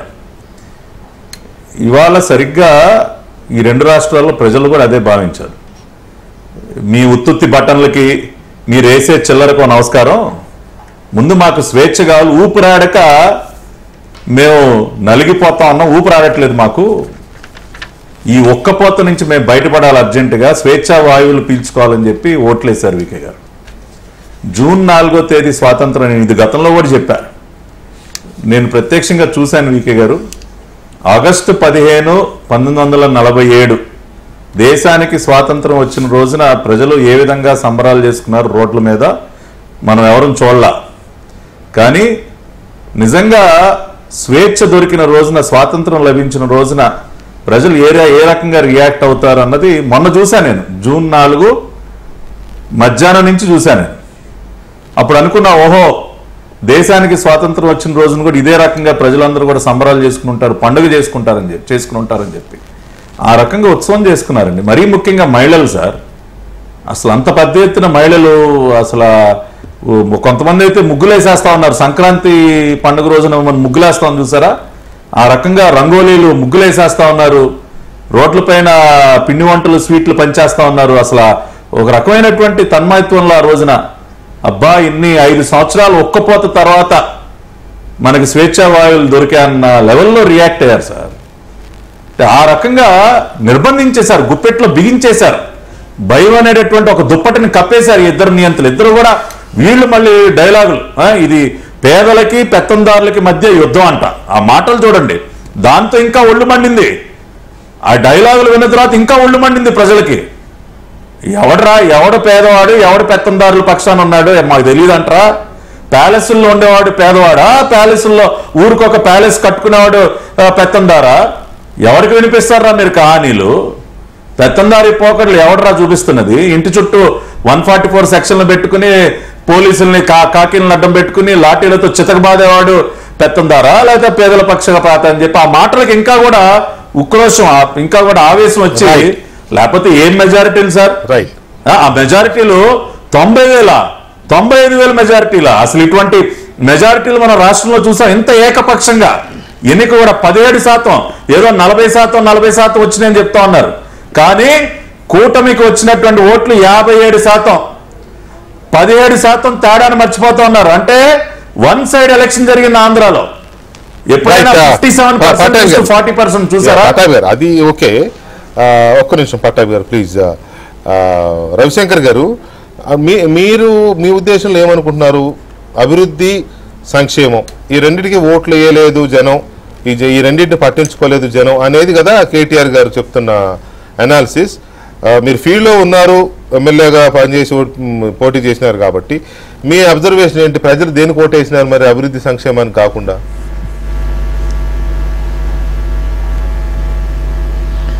అభివృద్ధికి సంక్షేమానికి ఓటు వేసిండ్రు. ఉదాహరణకి మీకు హైదరాబాద్లో సింగిల్ సీట్ కూడా ఎవరికి రాలే. అవును, 100% బీఆర్ఎస్కి ఓట్లు వచ్చినాయి. గ్రామీణ ప్రాంతాలలో ఉన్నటువంటి ప్రజలు ఈ అబద్ధాల హామీలు ఏవైతే ఉన్నాయో, అంటే 4,000 వచ్చేస్తాయి కదా పెన్షన్, అయిపోతుంది 9వ తారీఖు జర్రా ఇప్పటికీ ఇది అయిపోగానే వచ్చేస్తుంది అని, రైతు బంధు 15,000 తీసేసుకోండి ఇక అని ఇట్లా చెప్పగానే కొంత రూరల్ ఏరియా వాళ్ళు అది కూడా ఎంత అండి 1.8%. అవును, ప్రజలు చాలా గొప్ప వాళ్ళండి. ఒక్కసారి ఎన్నికలలో ఓడిపోతుంటాం, గెలుస్తుంటాం, అది వేరే విషయం. ఇలా ప్రజలు అనేవాళ్ళు గొప్ప తీర్పులు ఇస్తుంటారు, గొప్ప తీర్పులు మహామహాన్ భావులే మరి చాలా ఎన్నికలలో కూడా ఓడిపోయిన ప్రభుత్వాలు కూడా కోల్పోయినాయి. అట్లా అది ప్రజలను మనం ఎప్పుడు కూడా అనడానికి, ప్రజలు 100% బ్రహ్మాండమైనటువంటి తీర్పు ఇచ్చారు, బ్రహ్మాండ తీర్పు ఇస్తారు. ఇవాళ అభివృద్ధి సంక్షేమానికి పట్టం కట్టింది, పట్టం కడుతూనే ఉంటారు 100%. కానీ కొంత పర్సెంటేజ్ మేము ఇప్పుడు తెలంగాణలో ఉన్నటువంటి 1.8% ద్వారానే ఇలా మేము 39 సీట్లు గెలిచిన ప్రభుత్వాన్ని ఏర్పాటు చేయలేకపోయినాం. ఇవాళ ఆ 1.8 ఓటర్స్ ఎవరైతే ఉన్నారో వాళ్ళు పశ్చాత్తాపడుతున్నారు. ఇవాళ నీళ్లు లేక, వడ్లు సరిగ్గా కొనక, రైతు బంధు రాక, చెరువులలో నీళ్లు లేక, వరద కాలంలో నీళ్లు లేక, ఇవాళ పంట పొలాలకు నీళ్లు లేక, తాగే నీళ్లు లేక, కరెంటు లేక, ఇవన్నీ కూడా ఇవాళ ఇబ్బంది పడుతున్నారు. అయ్యో కేసీఆర్ గారిని పోగొట్టుకున్నామే అని ఇవాళ మళ్ళీ బాధపడేటువంటి పరిస్థితి ఇవాళ తెలంగాణ ప్రజల పరిస్థితి. ఇంతకుముందు పెద్దలు మాట్లాడుతున్నప్పుడు ఇప్పుడు అది ఆంధ్రప్రదేశ్ గురించి మాట్లాడారని నేను అనుకుంటున్నా. అవును, మరి నియంత అన్నారు, పెత్తందార్తలు అన్నారు, భయంతో అన్నారు, దొరతనం అన్నారు, అణిచివేత అన్నారు, అరాచకాలు అన్నారు. ఇవన్నీ మేబీ ఎక్కువసేపు వారు జగన్ గారి గురించి ఆంధ్రప్రదేశ్లో ఉన్నటువంటి అంశాలను మాట్లాడినని నేను భావిస్తా ఉన్నా.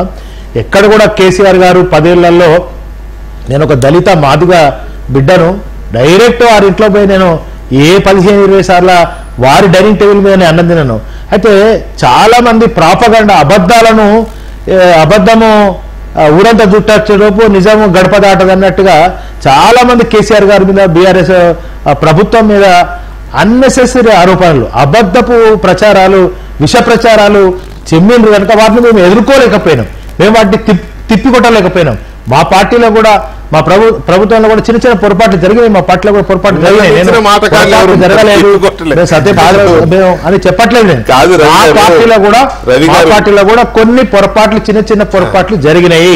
వాటిని సరి చేసుకుంటాము రాను రోజులలో. మరి నేను చొప్పదండి ఎమ్మెల్యేగా, మాజీ ఎమ్మెల్యేగా అసెంబ్లీ సమావేశాలు ఉంటే తప్ప నేను హైదరాబాద్ కు రాలేదు. అసెంబ్లీ సమావేశాలు ఉంటే తప్ప హైదరాబాద్ లో నాకు ఇల్లు కూడా లేదు. ప్రజలతో ఉన్నాడు. ఎందుకు చెప్తున్నా అంటే అక్కడ కొన్ని సందర్భాలు, ఇప్పుడు మా కాన్స్టిట్యుయెన్సీ ఉంది, ఒక అవకాశం ఇవ్వండి, నేను చచ్చిపోతా, ఆత్మహత్య చేసుకుంటా అని ఏడవడం, కాళ్ళ మీద పడడం మా కాన్స్టిట్యుయెన్సీలో జరిగిన సత్యాన్ని చెప్తున్నా మీకు. అంటే కొన్ని చోట్ల కొన్ని ప్రభావాలు జరిగినాయి కనుక ప్రజలు మమ్మల్ని ఓడగొట్టలేదు, ప్రజలు మమ్మల్ని ఇంటికి పంపలేదు, ప్రజలు మమ్మల్ని ఇంటికి పంపించే పరిస్థితులు. బీఆర్ఎస్ కథం అయిపోయింది, బీఆర్ఎస్ ఉండదని ఇట్లా రకరకాల అన్ని అబద్ధాలు, అసత్యపు మాటలు, సత్యదూరమైనటువంటి మాటలు కూడా మాట్లాడుతూ ఉన్నారు. ప్రజలు 100% అభివృద్ధికి, సంక్షేమానికి పట్టం కట్టారు. భవిష్యత్తులో కూడా మరి మా అంటే మాత్రమే కాదు, అవతల వాళ్ళ మోసపూరిత మేనిఫెస్టోలకు ప్రజలు పడిపోయారని మీరు చెప్పే మాట. ఓకే రైట్, ఒక్క నిమిషం రవి గారు ఒక్క నిమిషం చెప్పండి. 100%. నాకు కొంచెం యాంపుల్ టైం చాలా ఇష్యూస్ ఉన్నాయి. నేనేమంటున్నా అంటే ఇందాక పట్టాభి గారు మాజీ మంత్రివర్యులు నిరంజన్ రెడ్డి గారు రాసిన ఆర్టికల్ ఒకటి చదివితే ఒక మాట చెప్పిండు. ప్రగతి భవన్ విషయంలో మేము చంద్రబాబు నాయుడు గారి భేటీ గురించి ఆంధ్రలో వశమైపోతుంది తెలంగాణ అన్నట్టుగా వారు అంటే ఈ రోజు కూడా దయచేసి తెలంగాణ ప్రజలు కూడా గమనించాలి. మా రాష్ట్ర ముఖ్యమంత్రిగా తెలంగాణ రాష్ట్ర ముఖ్యమంత్రిగా రేవంత్ రెడ్డి గారు ఒక దిక్కు ప్రమాణ స్వీకారం చేస్తుంటే ఇంకో దిక్కు రెండు అద్భుతమైన నిర్ణయాలు. ఒకటి ఆ ప్రగతి భవన్ అనే మాజీ ప్రగతి భవన్, పాత పేరుతో పిలువబడే ప్రగతి భవన్ కంచెలు తొలగించి గడీలను బద్దలు కొట్టడం ఒకటైతే, ఆ ప్రగతి లేని ఈ రాష్ట్రానికి ప్రగతి అనే ఎందుకు పేరు, దీన్ని ఒక అభ్యుదయవాది మహాత్మా జ్యోతిరావు పూలే గారి పేరు మీద ప్రజాభవన్ అని పెట్టాలని ఒక నిర్ణయం చేసినాం. అంటే 5 ఏళ్ళు మంత్రిగా చేసి అంత సీనియర్ పాలిటీషియన్ ఉన్నాయనే ఇంకా కేసీఆర్ గారి రాచరిక పోకడల బానిసత్వం నుంచి ఆ సంఖ్యల నుంచి బయటికి రాకుండా ప్రగతి భవన్ అనే వాళ్ళ రాచరిక పోకడలు ఉన్న గడి కాస్త ప్రజాభవన్ గా మారి ఇలా ఎవరైనా సామాన్యుడైన పోయే పరిస్థితికి వచ్చిందని గుర్తించలేక ఇంకా ప్రగతి భవన్ అనే ఆ బానిస సంఖ్యల తాలూకు ఆనవాళ్ళనే ఇంకా వల్ల వేస్తున్నారంటేనే దీని అర్థం మైండ్ సెట్ ఆఫ్ బీఆర్ఎస్ అర్థం చేసుకోవాలని ప్రజలు కోరుతున్నా. 1. 2, వారు ఇందాక ఒక మాట చెప్పిండ్రు, చాలా అంశాలు ఉన్నాయి. అప్పుడే మేము ప్రభుత్వంలోకి వచ్చి 8 నెలలు అవుతుంది, 3 నెలలు కోడ్ పేరు మీద పోయింది. 5 నెలల్లోనే మేము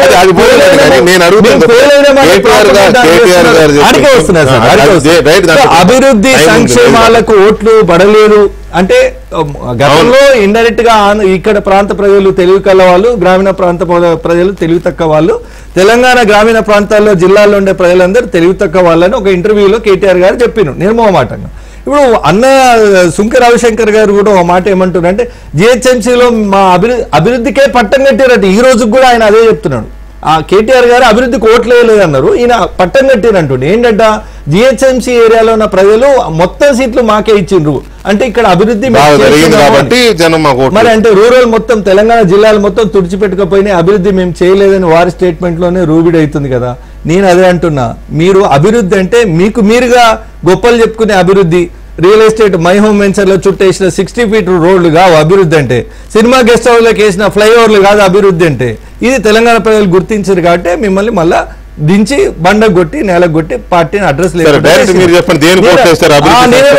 అంబేద్కర్ గారు ఒక మాట చెప్తారు, అభివృద్ధి అంటే రంగులద్దిన మేడలు, అద్దాల మేడలు, రంగులద్దిన రోడ్లు కావు అంటారు. అద్దాల మేడలు, రంగులద్దిన రోడ్లు కావు అభివృద్ధి అంటే అని ప్రజల జీవితాల్లో మార్పు తీసుకొచ్చేది ఏదైనా ఉంటే దాన్ని అభివృద్ధిగా చూడాలని అంబేద్కర్ గారు ఒక మాట చెప్తారు. మీరు ఈ సోయి మర్చిపోయి 10 ఏళ్లలో తెలంగాణను యథేచ్ఛగా లూటీ చేసి ఆయన ఒక మాట అంటుండు, ఇలా ప్రజలు కష్టాలు పడుతున్నారు. ఏం కష్టాలట, నీళ్లు లేక. ఎవరి పాపం అది, ఎవరి పాపం? కాళేశ్వరం పర్రెలు వాసిన దానికి కాంగ్రెస్కి ఏమైనా సంబంధం ఉండేనా? మీ మాజీ ముఖ్యమంత్రి కేసీఆర్ గారు ఈ రాజ్యం వెళ్తున్నప్పుడే, మీ రాచరిక ప్రభు రాజ్యం వెళ్తున్నప్పుడే అవి పర్రెలు వాసినాయి, బుంగలు పోయినాయి, అవి నెరలు వాసినాయి. కాళేశ్వరం సర్వనాశనం అయిపోయింది మీ హయాంలో. మీ కేసీఆర్ కాసుల కక్కుర్తితోని, కేసీఆర్ ప్రాజెక్టులలో బొక్కిత్తిన అవినీతితోనే ఇలా ప్రాజెక్టులు ఎండిపోయినాయి, అవి కుంగిపోయినాయి, అవి పర్రెలు వాసినాయి, నీళ్లు ఎత్తిపోసుకోలేని పరిస్థితికి పోయినాయి.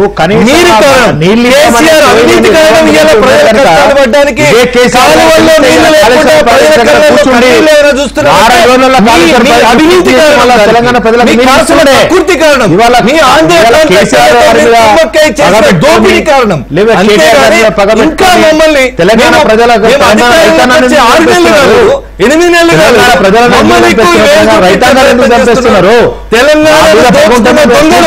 ఆంధ్రలో దోచుకున్నారు నాకు తెలియదు, కానీ 60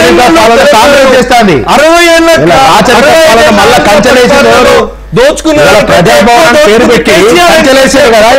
మీరు అది గుర్తు పెట్టుకొని మాట్లాడాలి. ఇంకోసారి మాట్లాడినప్పుడు దశాబ్ద కాలంలో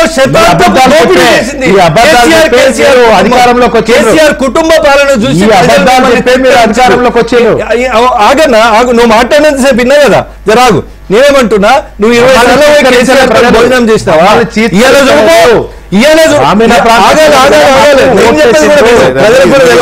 నేనేమంటున్నా ప్రగతి భవన్ లో చూశారు కదా మహబూబ్ అలీని ఒక హోంగార్డ్ వెనుకకు పంపించారు కూర్చొని నేను 20 సార్లు భోజనం చేశాను అబద్ధాలు ఎవరు నమ్ముతాడు ఉదాహరణలు సీతక్క గారు మా పార్టీ సెక్రటరియట్ లో కానియారు గారిని సెక్రటరియట్ కానియారు ఏ పరిస్థితి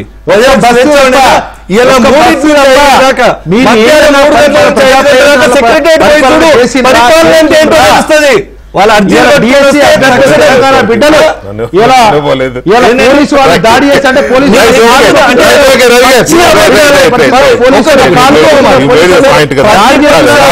ప్రతిపక్ష ఎమ్మెల్యేలకు టైం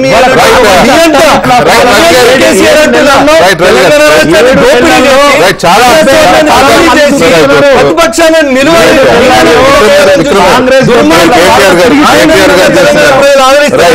కేటీఆర్ గారు చేసిన అనాలిసిస్